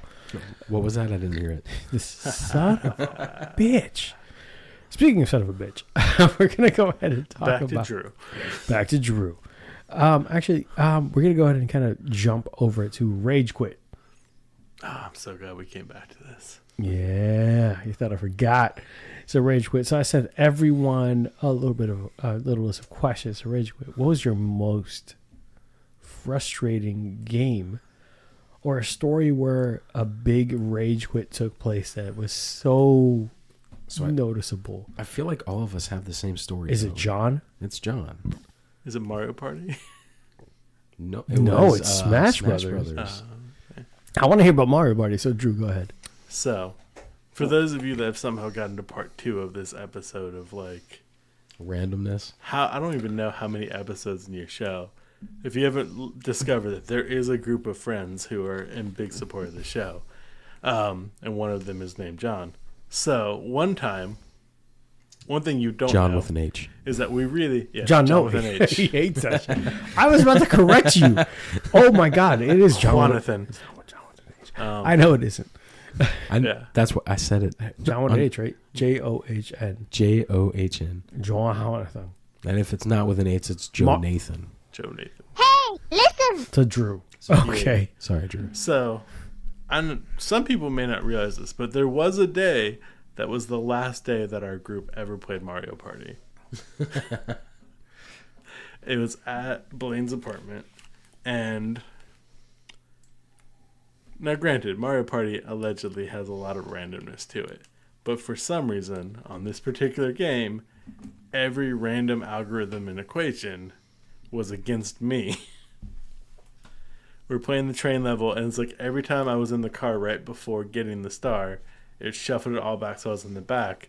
Somehow I would make it to the front of the pack again, and it would happen again. At one point, everyone was turning their backs to throw darts, still also me. It was at that point that like we were running out of excuses on how the game didn't hate me. And then John showed up, and he owed me a favor for, I don't even remember what. I'm like, hey, remember how you owed me that favor? He's like, yeah, absolutely, what do you want? And I was like, I want you to walk over that Nintendo Wii console, and I want you to turn it off. And everyone else went immediately, no, we're almost done with the game. We're not doing that. And I was like, John, don't listen to them. I am the one you owe a favor to. I want you to go over, and I want you to turn that console off. And there was like a moment of silence, and then he went and did it.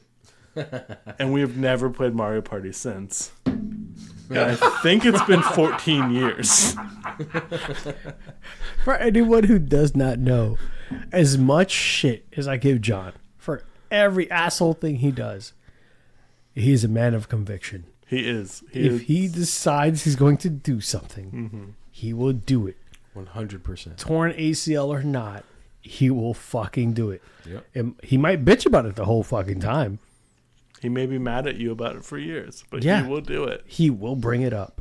Yes. To this day, he brings up that I had a roommate move in before he met my dog, and he got the key, opens the door, the dog's like, he's like, nope, not that house. He's like, I'm not walking in there without someone. And I had to call John and tell him, hey man, I need you to go to my house real quick and let in my roommate. He's like, I don't have a key. I'm like, I need you to jump the fence. And he's like, are you fucking kidding me? Like, are you or not? He's like, I'm on my way. I'm getting dressed. He's like, I'm just bitching about it. He shows up, jumps the fence, like breaks into my house, greets my dog, locks up my dog, and then leaves. He's a man of conviction. He is. So absolutely. he ruined Mario Party for our group of friends. Yeah. Well, you ruined it. I ruined Mario Party through him. So it was a As if I put him transferal of rage quit.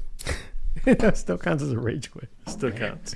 All right, Jesse, you have Everyone one. was enraged by that rage quit.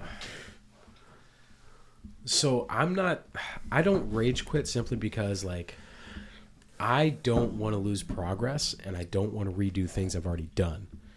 So like games that I play by myself, I cannot rage quit. The closest I personally have, I think, when you guys convinced me to play Destiny PvP. Why do you say convinced? Like, because for those who don't know, I do not like PvP settings in PvP. why don't games you like PvP? Because that brings out the worst in me. What's the worst in you? I am a rage monster. I hate everyone. I get very upset because generally when people troll, it's intentional. I don't troll people, and I hate being trolled. Jesse's the dude who says GG's to every single opponent. 100%. And I will be in the same lobby saying, don't like you it when talk to people, him. I don't like it when people grief others because they find satisfaction in bullying. It's cyberbullying. I don't care what anybody says. Like, if it's fine. I don't care what anybody else says. Like, if you're trolling and griefing somebody and making their game a pain and that's how you're deriving pleasure, that's a form of bullying. Yeah. I don't like it. I get very mad about it. If I could find you, I'd punch you in the throat. That's excessive. I think it's factual, though. Tell us about your rage quits. I'd back it up. That's factual. Yeah. So I think one time or another we were on Destiny and someone kept like shoulder charge rushing and then teabagging over and over and over, and they had my number, and every time I'd ask, I'd be like, hey, I need some help, and the guy would spawn camp me, this and that. I got so mad I just unplugged my system from the wall and went to bed. I didn't even bother shutting it down. I just unplugged the bitch. And I'm saving the Smash Brothers story for you because you probably have a clearer recollection than I do. No, because one, Destiny trolly as fuck. Yeah. For those who've never played it. But there are so many times that were synonymous with John rage quitting for everyone that it's so tough to remember. Yeah. They could be totally different stories, but the fact is that feel he like they rage meld quit. into each other. Like there are multiple times. So for all of you who've never played Super Smash Brothers, it on the surface seems like a very friendly, fun party game, and it's not. It's not at all. It's not your typical fighting game because so many characters have so many different styles. There's not necessarily a way where you can cheese something because there's always a counter. There's always someone else that plays someone differently. Super Smash Brothers is an amalgamation of Nintendo-owned properties, and sometimes they get them from other places. Like they eventually got Sony properties, like Cloud. They obviously got Pokemon characters, but that's also Nintendo. But they got like outside. I think like Snake was is a good example. Konami, yeah. Sorry, I got fucking Konami is a good example. Kazuma. Pac-Man. Yep, they got Pac-Man. They got a bunch of like characters outside of their normal jurisdiction, but it ended up becoming one of the biggest staples of our group of friends, where we would they link actually together. they got I think 2 of the Belmonts, Simon and Richter. Yep.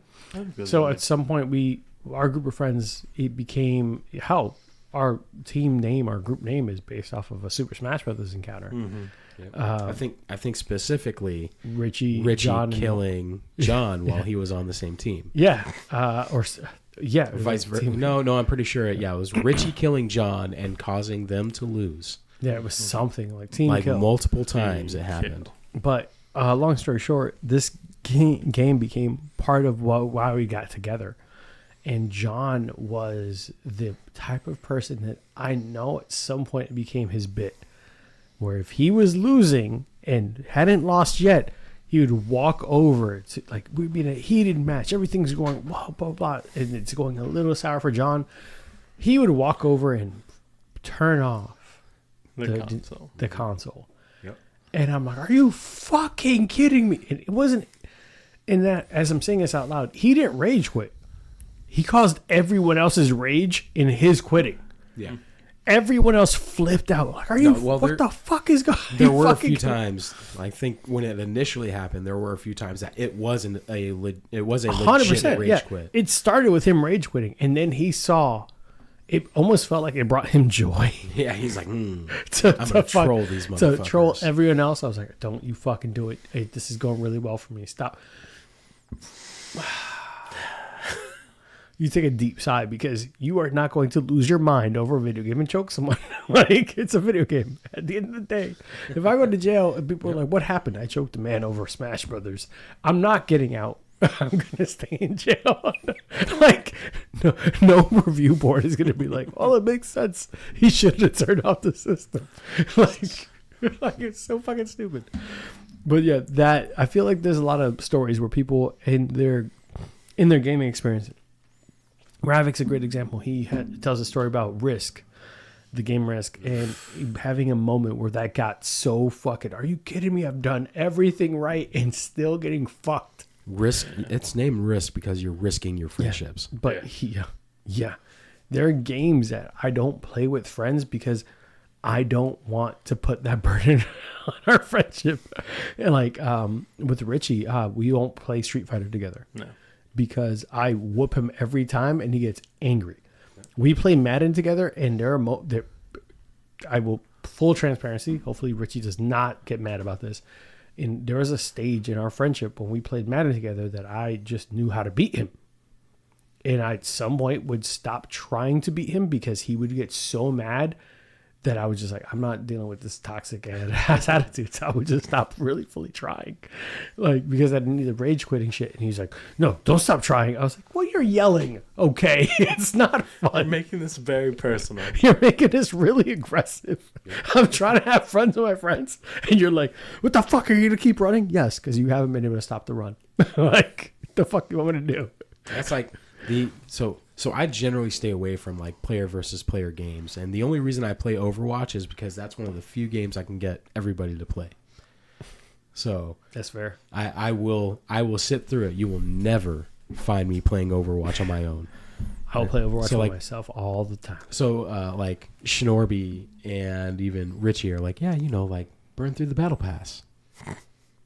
You gonna jump on?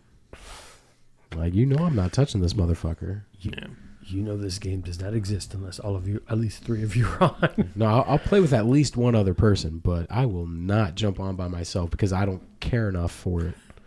It's a fun game with others, and as long as you don't have a super trollish team you're going against. Well, Shinobi's frustrated rage quits during Division 2 raids. Oh, really? Yeah. When we just couldn't piece together how to beat like a certain boss. There would just be at this point where like all of a sudden we'd be like, okay, so what if, and he would just be like, we're going to go ahead and shut this down. We're just like end the raid, and everyone's like, all right, I guess I'll see you guys later. Sometimes he wouldn't even give us that notice. Yeah. Are you serious? Yeah. Well, to be fair and frank, like we would take longer than expected, and it's like this raid should only take us like an hour at max. We're sitting on hour 4. Yeah. He'd be the tactician of the whole thing and be like, okay, this is what everyone's going to do. Jesse's going to do this. Ramon really do this. boiled his goose on that one. Yeah, Ramon really would get under Ramon getting under people's skin? Never. What? I've actually, I won't lie. I don't know if he listens to this or not. I have been lately getting so far under Ramon's squin. Squin? Well, you're going to get why I made that Q sound here in a second. Because I, in the last couple of months, discovered one of my newest loves in life, which is a video of a Squirtle playing a saxophone. Oh. Yeah. It makes me so happy, and it makes Ramon so angry. I want that video of the Squirtle on the saxophone. I'll show you later. Please do send it to me. Yeah. Well, Drew more or less posts it daily. Almost. But I will say, because I just explained this to someone lately, that I only post it on days where I see it. Wait, what? What do you mean days when I see it? So the moment you see it? You fucked up my my feed. I most see people, it all the time. Yeah, most people who watch my Instagram stories probably see it more than I do at this point. But yeah, if it comes across my feed, it will. Those over there. Show up on there. So Squirtle with a saxophone. Is that really from a real episode? No. Pokemon? It is from, what is it, Eurovision? Euro contest? What is that called? You tell me, I don't know. There's a saxophone player. Mm-hmm. There's a contest every year on Eurovision to like come up with a song or a performance. Never heard of it, but yeah, I will believe you. And then one year there was, I forget where they're from, but it's a band and they play it, and there's a saxophone solo in it, and the way that like the saxophone player like dances and moves is pretty impressive. But then somebody made an AI video of a Squirtle playing the saxophone. The hell? Specifically Ash's Squirtle with the cool sunglasses? the cool ass like Kamina from Gurren Lagann sunglasses. Grab a different glass. So, guys, we're sorry for the little sounds here and there. I'm going to look up that Squirtle, but I do want to get going on the next pour. We've done a second drink. We've done a couple things. There's going to be some bonus features mixed in here. But I wanted to talk about Horse Soldier Bourbon Whiskey. So this one is a fun one. It is, well, we're going to go right to the site, right? Because they're going to give us exactly what they're trying to tell us. Legendary men, legendary spirits. Identifies the pursuit of our passions. So for all of those who might have heard of the movie 12 Strong, the Horse Soldier Bourbon story is woven into the fabric of one of the Americans' most historic moments. Just days after 9/11, elite teams of Green Berets were inserted into Afghanistan, some on horseback, dubbed the Horse Soldiers. Oh my God, he really sent me this Swirtle thing. Send that to my phone. In the middle of this. Dubbed the Horse Soldiers, their exploits were retold in the Hollywood's blockbuster 12 Strong. I think that one's featuring Mark Wahlberg.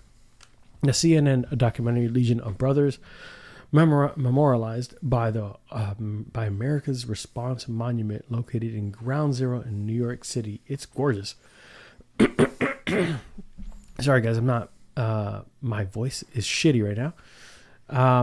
But this one is cool because having studied some of the oldest distilleries, whose mic is making that noise?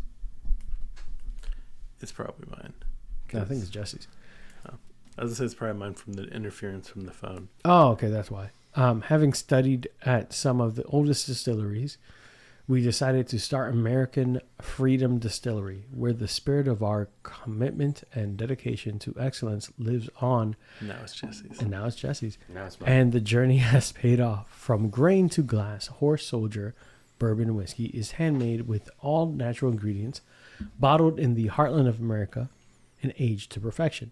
Our bourbon is award-winning, having won accolades of the highest honors from World Spirits competitions. Most recently, we won the double gold 3 times in 2022 San Francisco World Spirits competition, an accomplishment we are honored to have achieved straight from them. What also makes them unique is that they, at least what I've been told, is that they're very, very noticeable metal plate in the front of their bottle. Yeah, you heard the shifting. Was forged out of their cast is forged from metal found from the Ground Zero site. So really cool. They actually do a lot for the community. They do a lot for soldiers. They do a lot for mental health of soldiers. And they do a really good job of also actually showing up to their events. So you'll hear these spirits talk about like, oh yeah, we're represented by this. We're represented by this. All the members that were still part of this still show up. Like their bottle signing events out here in Orlando, they showed up. They signed every bottle. They had a table, told their story. Cool to meet them, and they do a lot for veterans. So, for any people who think this is something that's kind of a play, like just kind of a gimmick and not really representative of anything, no, this is legit. They actually do it, and I think it's cool to see this where they took their love of something and. Hey, I want to give back and I want to represent something that we've done. It's a lot of people talk. They said, "Fuck it, let's actually really do it." And I think that's unique, at least for them. Jesse's not a big whiskey person, so I'm still gonna make him go first. Now that we poured this up, he poured the tiniest of drinks, and we're gonna have some. It's in there. Yeah, I've got some. Yeah, go ahead, Jesse. Go ahead. There's color. So the one we are drinking. That's a big no. Oh my God, this man. This one, I'm gonna ignore Jesse. It's only 87 proof, so it's softer than the one you just had. This is 43.5% alcohol by volume. It feels louder. Yeah, it's because you're just loud in general. The United States. Really, you don't like this one? Nah, he's legit. He's making a face. It's better than the last one. How is that a thing? Bro, I made a face. I didn't grimace this time. It's Yeah, true. I yes. think he did deal with this one better. Actually, yeah, but he's also had more alcohol in him. It's true. Yep, that's also I just true. want to crowdfund a thing of just taking Jesse to distilleries and wait until he finds one he likes. I'm about to just start opening up bottles. Like, I mean, I don't think you should do either of those. I go to enough breweries that I have a pretty solid understanding of what I like. and whiskey's not it, huh? Whiskey's not it. I never told you the story why I don't like whiskey. No. One day you You've will. told me. Well, yeah, I've told Drew. One day you will. One day, not today. One day. 'Cause Maybe I the feel next like time I feel like it's a little bit personal. So I'm like, Oh, it's a very personal. then we're not doing that right now. But all right, Drew, what do you think of this bottle? I don't think it screams bourbon to me, to be honest. Really? Yeah. Does it say whiskey? Just bourbon? It doesn't just say yeah. It is, Say yeah, straight it's bourbon straight whiskey. I Yeah. turned it to look at it, but like, yeah. Yeah. If you keep hearing sounds of like me moving a bottle around, it's because I'm moving a bottle around. Sorry. Like, I will say though, like I if think it it's pushing closer to Scotch. really? You're getting like a peatier, smokier flavor? I am a little bit getting a smokier flavor. I think part of it may also be that the Traveler's just so smooth and subtle, and this is not. Any of this. Even- I love it. I'll drink it all day, but Which one? This or Travelers? both. I'll be happier probably under the Travelers because it'll. Will I be though? This one I'm gonna give some respect to, I think- and then Travelers I'm just gonna be like, oh, I can drink this all day, and then I think this has a bit more flavor. then I have two bad knees. Yeah, this definitely has more flavor. Ooh. so It's sharper. I would say that the difference for me, it might fall in line with what you're saying. So the flavor filled my mouth entirely. If that might be an odd way of Pause? saying that. Play. All right. We're back to the face mud. Yeah. Yeah. No, like for Facebook. example, like when you drink something, you might not like get the full experience. Like it washed over entirely, I guess is the Yeah. better way to put it. So it was very fast, and I was like, whoa. That's why I was like, oh, nope. Very. Like, yeah, like all the flavor hit me pretty quickly when I took that sip. Honestly, yeah, I get that. It's only 4 years old. It's not a really crazy aged bourbon, and I actually like this better than Travelers. Not only Yeah. flavor wise, it is lighter, but it still feels like it should be hotter. It feels like it should be stronger than the Travelers. Travelers was way too subtle, and maybe it's because I drink regularly and I'm looking for a little bit of difference. Where Travelers felt like it was there. I got alcohol, but it didn't linger with me as much. This feels a little bit bolder. Okay. That's interesting. I feel like Travelers lingered with me longer, Really? but didn't make as much of an effort. No one else can see it but you guys. But like, I feel like if we're talking about parabolas, like Travelers like this, Mm-hmm. or I'm sorry, this is like this, and then Travelers is like this. Like I feel like the Travelers burn Oh, longer. kept going, and this Oh. is like it hits you with the flavor and the burn, and then it just drops off. Do you know what? That's fair because now that I've been sitting here for a second or two. Yeah, it goes away. Whereas Travelers Yeah. just Yeah, the taste is gone. Yeah. Yeah. That's fair. You know what? Yeah, this is more like instant gratification. It got you right in. Hey, So this really is a millennial whiskey. yeah, it makes a lot of sense. participation trophy. God damn doom scrolling ass bourbons. While we all sit here quiet quitting. What's that? I'm not doing this. There's actually a lot of fun there. We could do that all day. But I think that this. So I like this a little bit better. But maybe I think with Travelers, at least I can make more drinks. I can do more things. I can have more subtle cocktails. I can, because I'm always worried about having a cocktail with something that overtakes the rest of it. Yeah. When something's too strong, too bold, too flavorful, it might fuck it up. As on its own, that's why we have like mixing whiskeys. Yeah, so I think it's actually something I discussed with you. Like, so generally speaking, there's like 3 types of whiskeys that people say you should keep in your house. Mm-hmm. You keep one for when people are over and things that you add to, right? Yeah. So like you have your whiskey and Coke, Mm-hmm. and then you have your leisurely whiskey that you drink when you're sitting down by a fire, reading a book, or just having a moment for yourself, right? And it always goes in tiers. So the one that you have people over for is clearly your less expensive one. And then the mid tier is usually the just like sit around and drink. And then you have a special occasion whiskey. Yep. The one that you pull out like when you got that promotion or you're celebrating something special. I have that. Yeah.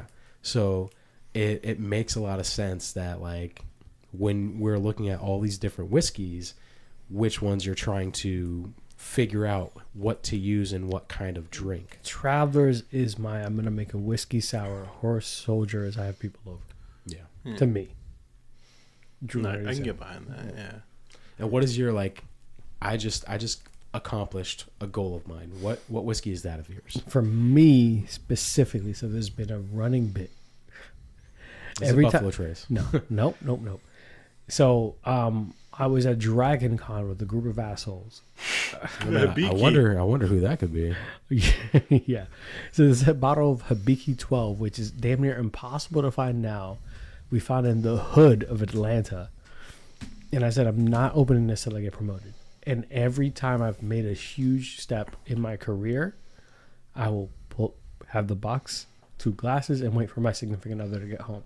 Fuck yeah. And that's how I announce that something big happened. I don't say anything until she comes home, sees that, and goes, what happened today? And that's how we started our conversation. Funniest thing is when I did that the first time, she just sat there. She's like, oh, did you have a bad day? Because she just saw a box of whiskey and sat there with glasses. I was like, no. She's like, what are we doing? And I'm like, I just stared. She's like, she took her like way longer than I'm proud to say because I love this woman. And she's like, did you get promoted? I was like, yes. Why did that take you 10 minutes? She's like, Why did you automatically assume the worst? Yeah, she's like, I've been busy and my mind's everywhere. Oh my God, what I'm happened? more concerned with the whole 10 minutes of them just staring at each other. No. And Rosanna's like, No, she's running back and forth, like changing, getting it was one of those like she's. I definitely had the image of like just staring. Yeah, just staring at each other. She's That's like, funnier. "Are you okay?" And you're just like, That's funnier than what I just like deadpanning into her soul as she's trying to figure out like what it is. She had gotten home from work. She's like, "Oh my God, today was a mess," and I'm just sitting there like. She'll eventually figure it out. To eventually she's a see mind what I'm reader. doing. She's like walking back and forth, she's getting changed. She's like brushing her hair. She getting changed. Like, why did you change twice? She's just like, I just want to drink. Okay, you don't feel like talking right now. I'm just gonna go She's and like, get changed and she's brush like, my hair. you're not gonna talk to me, babe. I was like, staring at the box, bitch. But you don't look down. You have never seen this box. Aside Don't from you think it's verbal special? cues, I have given you every cue. Well, here's the thing: is like we agreed in advance. I will not open this bottle until I get promoted. Oh, so she already knew. She knew, It's but it just, didn't forgot, register. like- Yeah, it didn't register. She had a bad day. But so every time, so I don't open that bottle unless something big has happened in my life. Oh, that's awesome. That's Yeah. fun. So it's literally that purple box in that corner. Purple box next to 1792 and Elijah Craig. So that purple box only opens whenever something big has happened in my career. That's awesome. I thought you were going to make a joke and say it's Brugal. No. When we get engaged, we get Old Forester's birthday bourbon because we have both been hunting that bottle for so long. But anytime something personally happens in my career, is at Hibiki 12, and it's the same one from Atlanta. Oh, man. Yeah. Having stood there next to you while you bought that, and I now feel like I've been a part of every one of those moments. Yes, you have been. Which was funny because The next one you take a sip, you're like, oh, Drew. for anyone who's I ever taste Drew in my mouth. Jesus Christ. Stop it. Is that the right I don't even know. Wait, does this feel better? That feels No. worse. That feels better. Yeah. You should have had like the dying one. This one definitely feels like I'm creeping up on you. Right. And this is just how I feel about when I celebrate stuff. I was looking for an excuse to drop that R.I.P. one. Leroy Jenkins. Yeah. The guy really died? I don't think. Why did I've you been say saying that? that about just about everything throughout this entire episode. Why did you say that? To all the listeners, go back last episode, this episode. Did Gilbert Gottfried? How many times I've said it? Did Gilbert Gottfried die? Yes. Okay, Yeah, he is actually. I was about to say, I was like, I thought he died, but now that you're saying he's this, dead. My grandma's dead. A couple other people I said it about are actually dead. but okay. Is there Several any, others Is are there anyone not. I should not be wishing rest in peace to?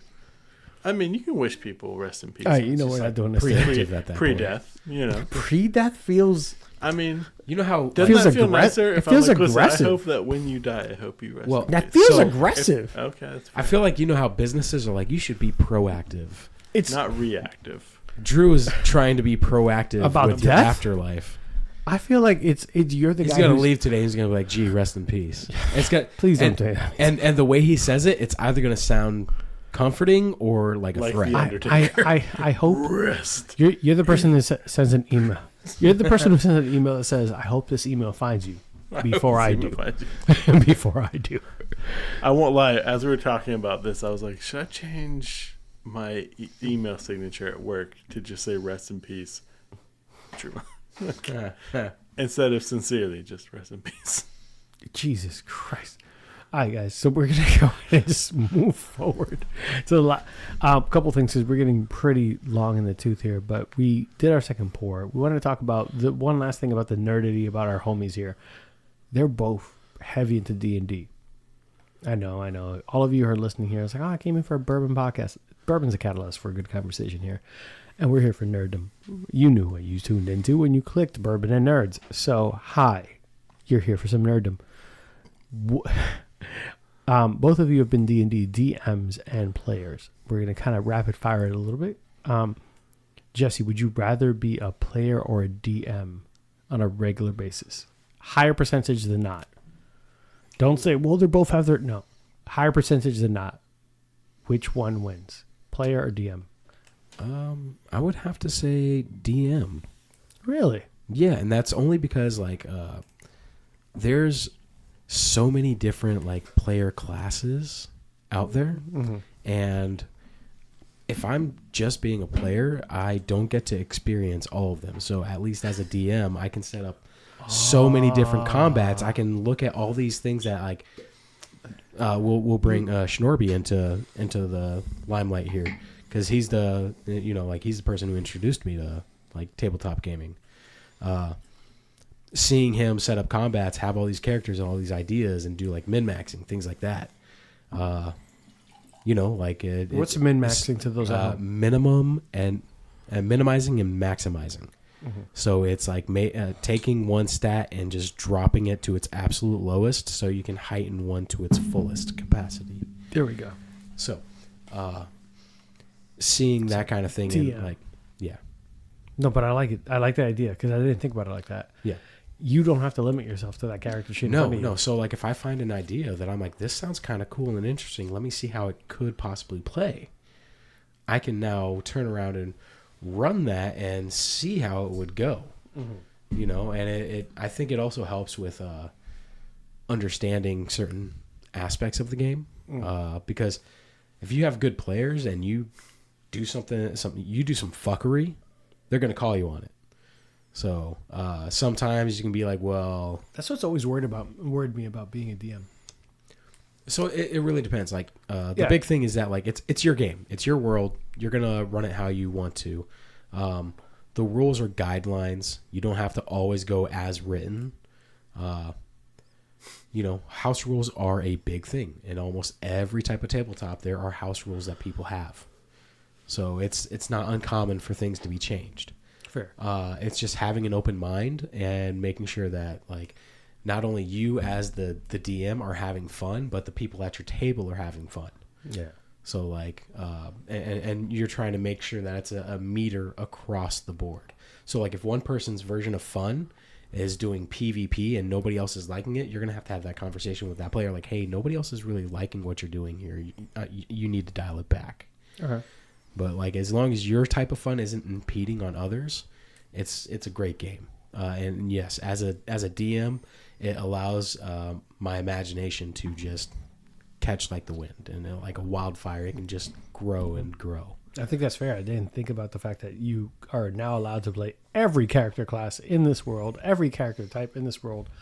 Yep. And you're allowed to have basically, if I wanted to create a town full of centaurs that walk around and their town mayor is a minotaur, making believe he's a centaur, some wild random shit. Well, and here's to another point. We talked about Brandon Sanderson and his world building, right? Yeah. So as a DM, like, it depends on, you have campaigns that are prefabbed that you can run. Generally, a lot of people who just starting out, and Drew can attest to this, people who start out run these campaigns just to be familiar with it. Like for 5th edition, Minds of Phandelver is like Wizards of the Coast, WotC. It's their like maiden ship of like, hey, everyone who wants to start trying to play this first. So, and they're like, yeah, and to its credit, it does have a lot of like friendly reminders to first time players and DMs of like certain things you can do, or you should do, or how you could handle things. So it's really interesting. Good shit. That's actually good perspective. I didn't think about it Like I do enjoy playing as a player as well. Like, but one of the things I did as a DM, I tried to find a way to create a Belmont. I've done it in so many different games. In Pathfinder, keep bringing the Castlevania characters here. yeah, because I wasn't going to until you're like, this is one of my games, and I was like, oh man, I was like, god damn it, Beau Felmont. Yep, I made my character's name was Beau Felmont. He's a faux Belmont, A fake Belmont. yeah. I love it. Yeah, exactly. So it's a fun play on words. I first created him in Drew's game, and I loved him. I think. Wait, Drew, did he use a whip? Yes, he did. Two of them. The fuck? Was one metal? I believe it was a scorpion whip, and we reskinned it as metal. Yeah. So just because, like, flavor-wise, Pathfinder didn't have what we were looking for. That makes sense. And then in 5th edition, I made closer to, because I believe it's Richter who can use magic, right? Yeah, Richter's strong with magic. Yeah, I more or less made Richter Belmont. I did a wizard that's a blade singer. So he has proficiency with a whip. He has all those martial stats, and he can use magic to imbue the whip, such as fire. So I found a way. That actually sounds like a lot of fucking fun. Yeah. And also really destructive. Yeah. And problematic. What is wrong with you? Min-max, motherfucker. No, man. One of these times we'll have to get Norby on, and you want to see a min-maxer. I think he's the best one I've ever seen. So Drew, DM or player, and why? Quick. I will say Jesse's a great DM. He's fun to play for. Well, thank you. If you want to be a player and you want to play every class, you definitely have me as a DM. Drew, before Drew starts any further, I want to say Drew is also a really fun DM because this can be taken in one of several ways. And yes, we do die a lot in his games. Yeah, I hear so many stories about people. All but it's CPK not necessarily Drew's fault. It's a combination of our shit rolls and the situations that we put ourselves in. I heard stories and it always was like, Drew's mean, and they were like, no, it's not Drew, it's us. I was like, oh, okay. Because like legitimately, if I kill you and you say I don't want to be dead, I will create a way for you to be back alive. But I will not hesitate to murder you. And especially, and a lot of it came from the campaign that you probably heard these stories about. If you min-max, I'll min-max. If you are like altering things for your favor, I will alter things for my favor back. Well, I think like Conan, my character, died 3 times. Conan the Destroyer. He died like 3 times, and finally I was like, all right, I got to try someone else. You did not just skate on by Destroyer. I did, and I was okay with it. True. We're gonna talk to you about your problems. True. What? Tell me about your DM or player. Because you didn't answer, you just highlighted. Right. I thoroughly enjoy being a player. I don't know if we're gonna get down to like the history of our time in D&D. I've been playing D&D for like 28 years straight. So I've played through 4 different editions, several different games. We're not going to get into the depth of it, but like, what's the reasoning for why you like a player versus DM? And then, I mean, I don't know if Jesse's ever considered this.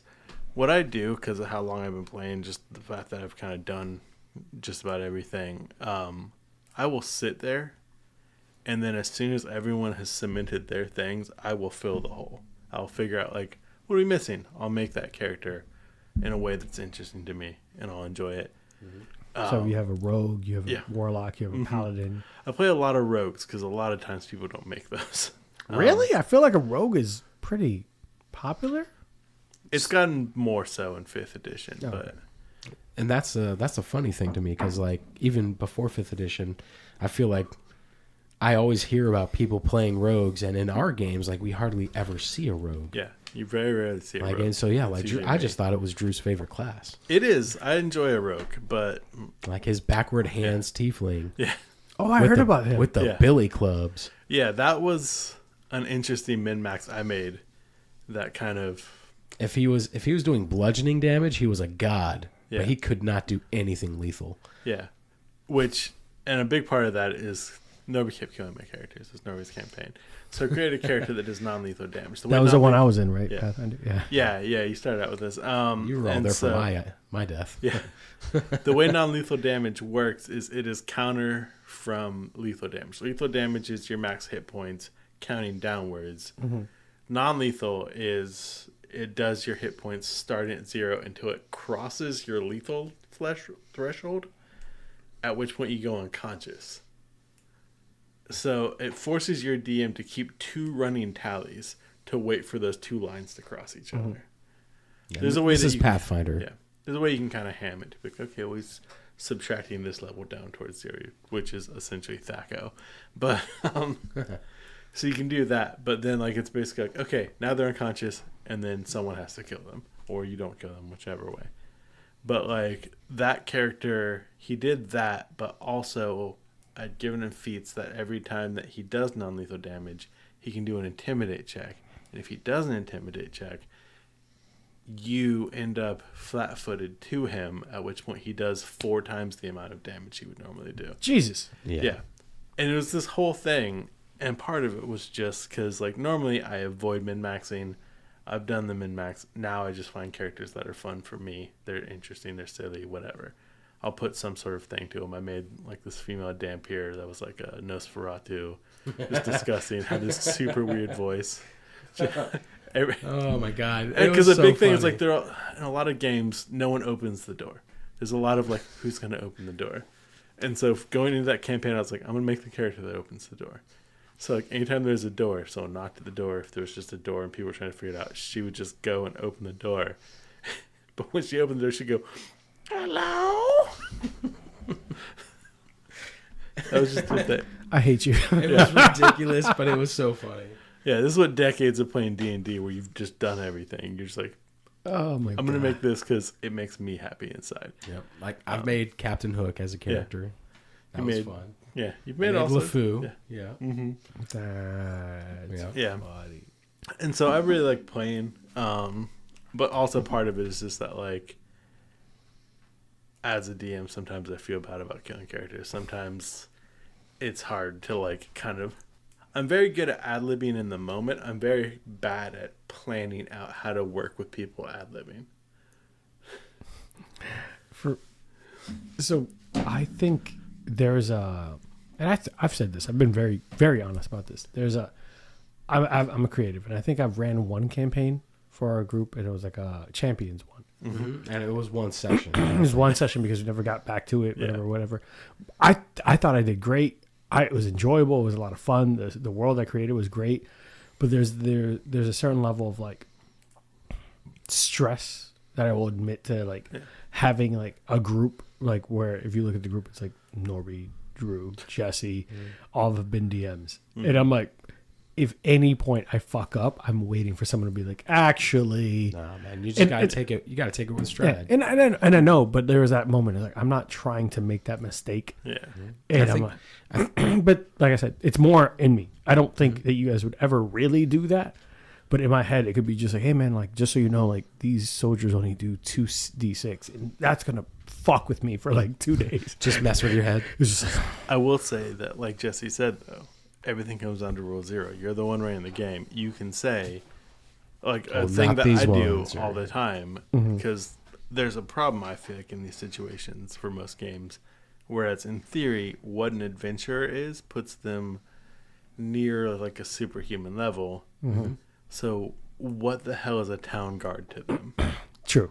But if you really get into that, it's like House of Cards, if the people that are supposed to enforce law and order are nothing to the party, you're going to have anarchy. You're going to have this problem. Yeah, so I've always made the rule that all town guards are like retired supers. Like, Always. adventurers. Yeah. So it's not just some guy. It's some guy that has done everything that you're even dreaming of doing, got bored with it, and decided to just take care of his hometown, make sure that people like you aren't wrecking it.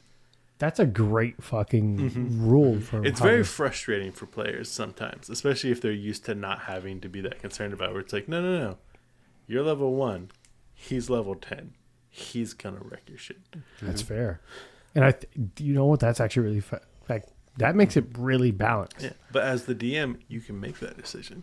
Yeah. You can make the decision the entire town is full of level 15 adventurers. Like, even that old lady's going to wreck your shit. And here's the thing. Like, I'll be very, very transparent. Norby's been a big advocate. He's like, hey, run the game. Mm-hmm. And if you, like, run whatever game, if you want to talk about it before you run it, blah, blah, blah. If you have a world in mind, we'll talk it through and I'll help you make it.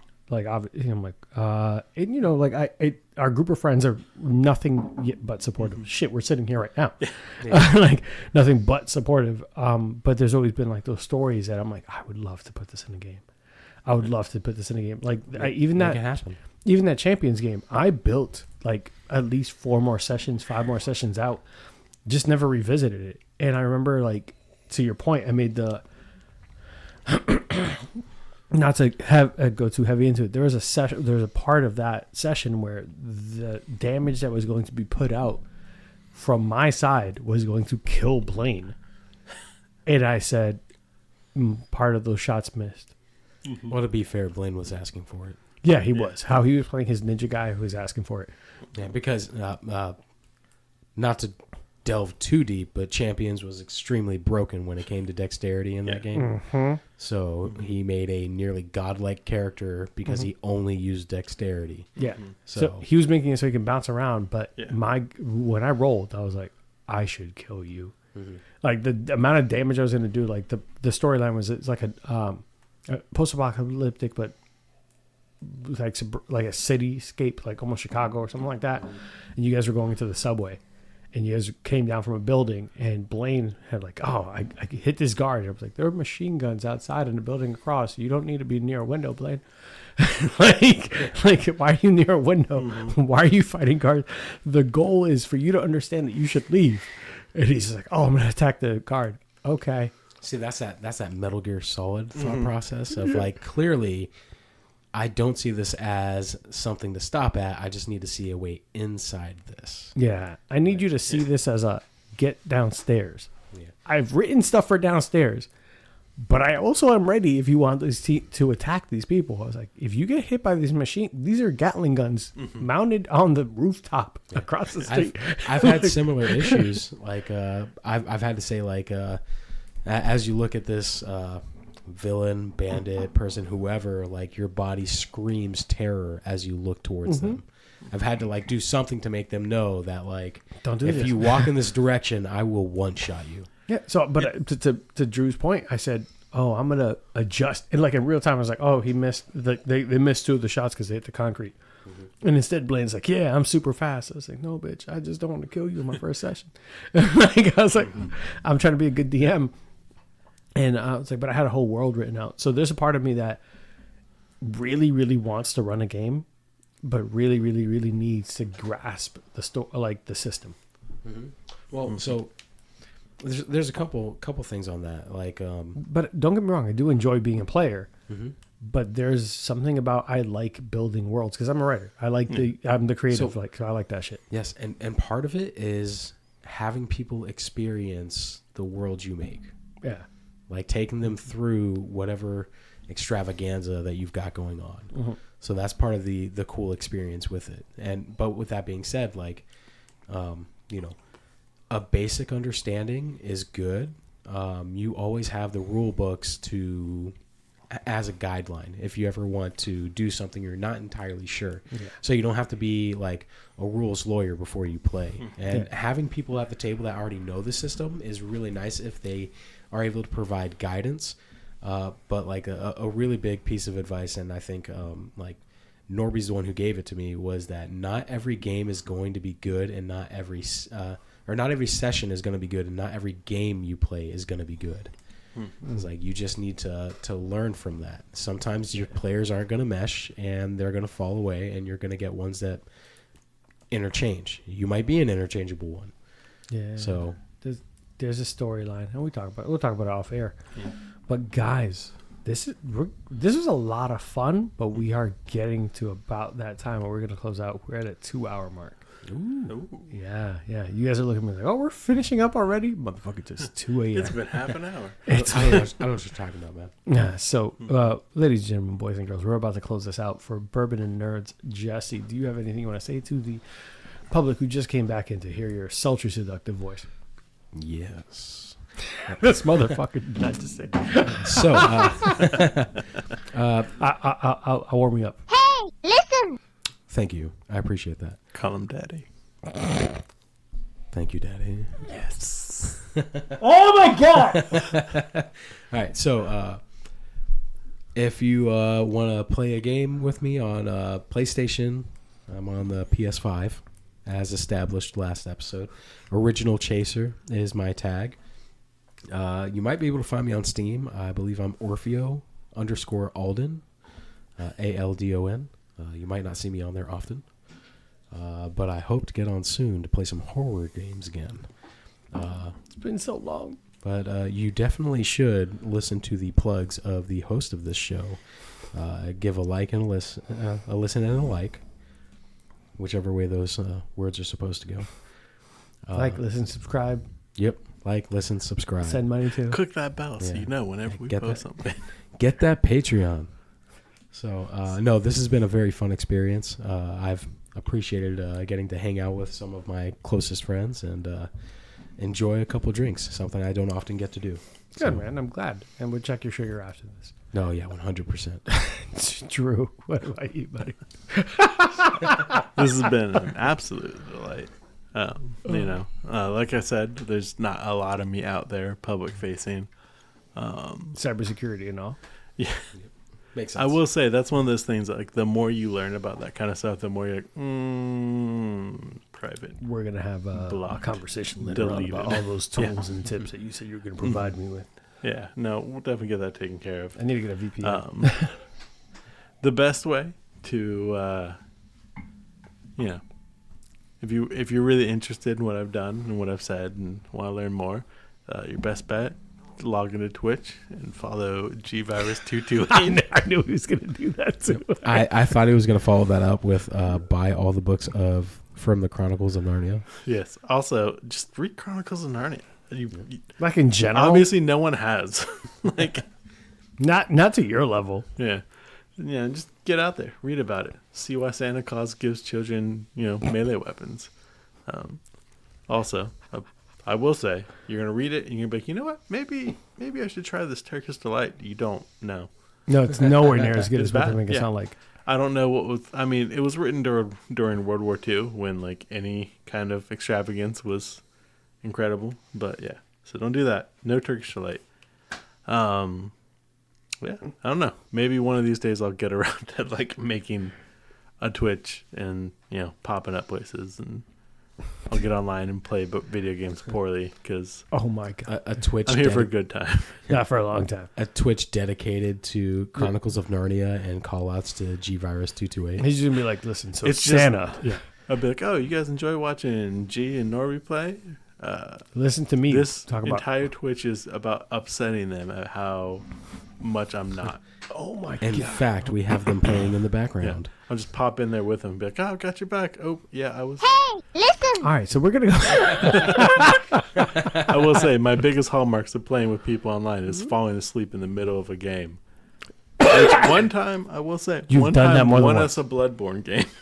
You've done that more than once.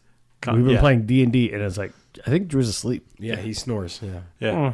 Fall asleep real quick. But yeah, one time I was cloaked as the Cobra in Bloodborne, and they couldn't find me, and we ended up winning. Yeah. Oh, my God.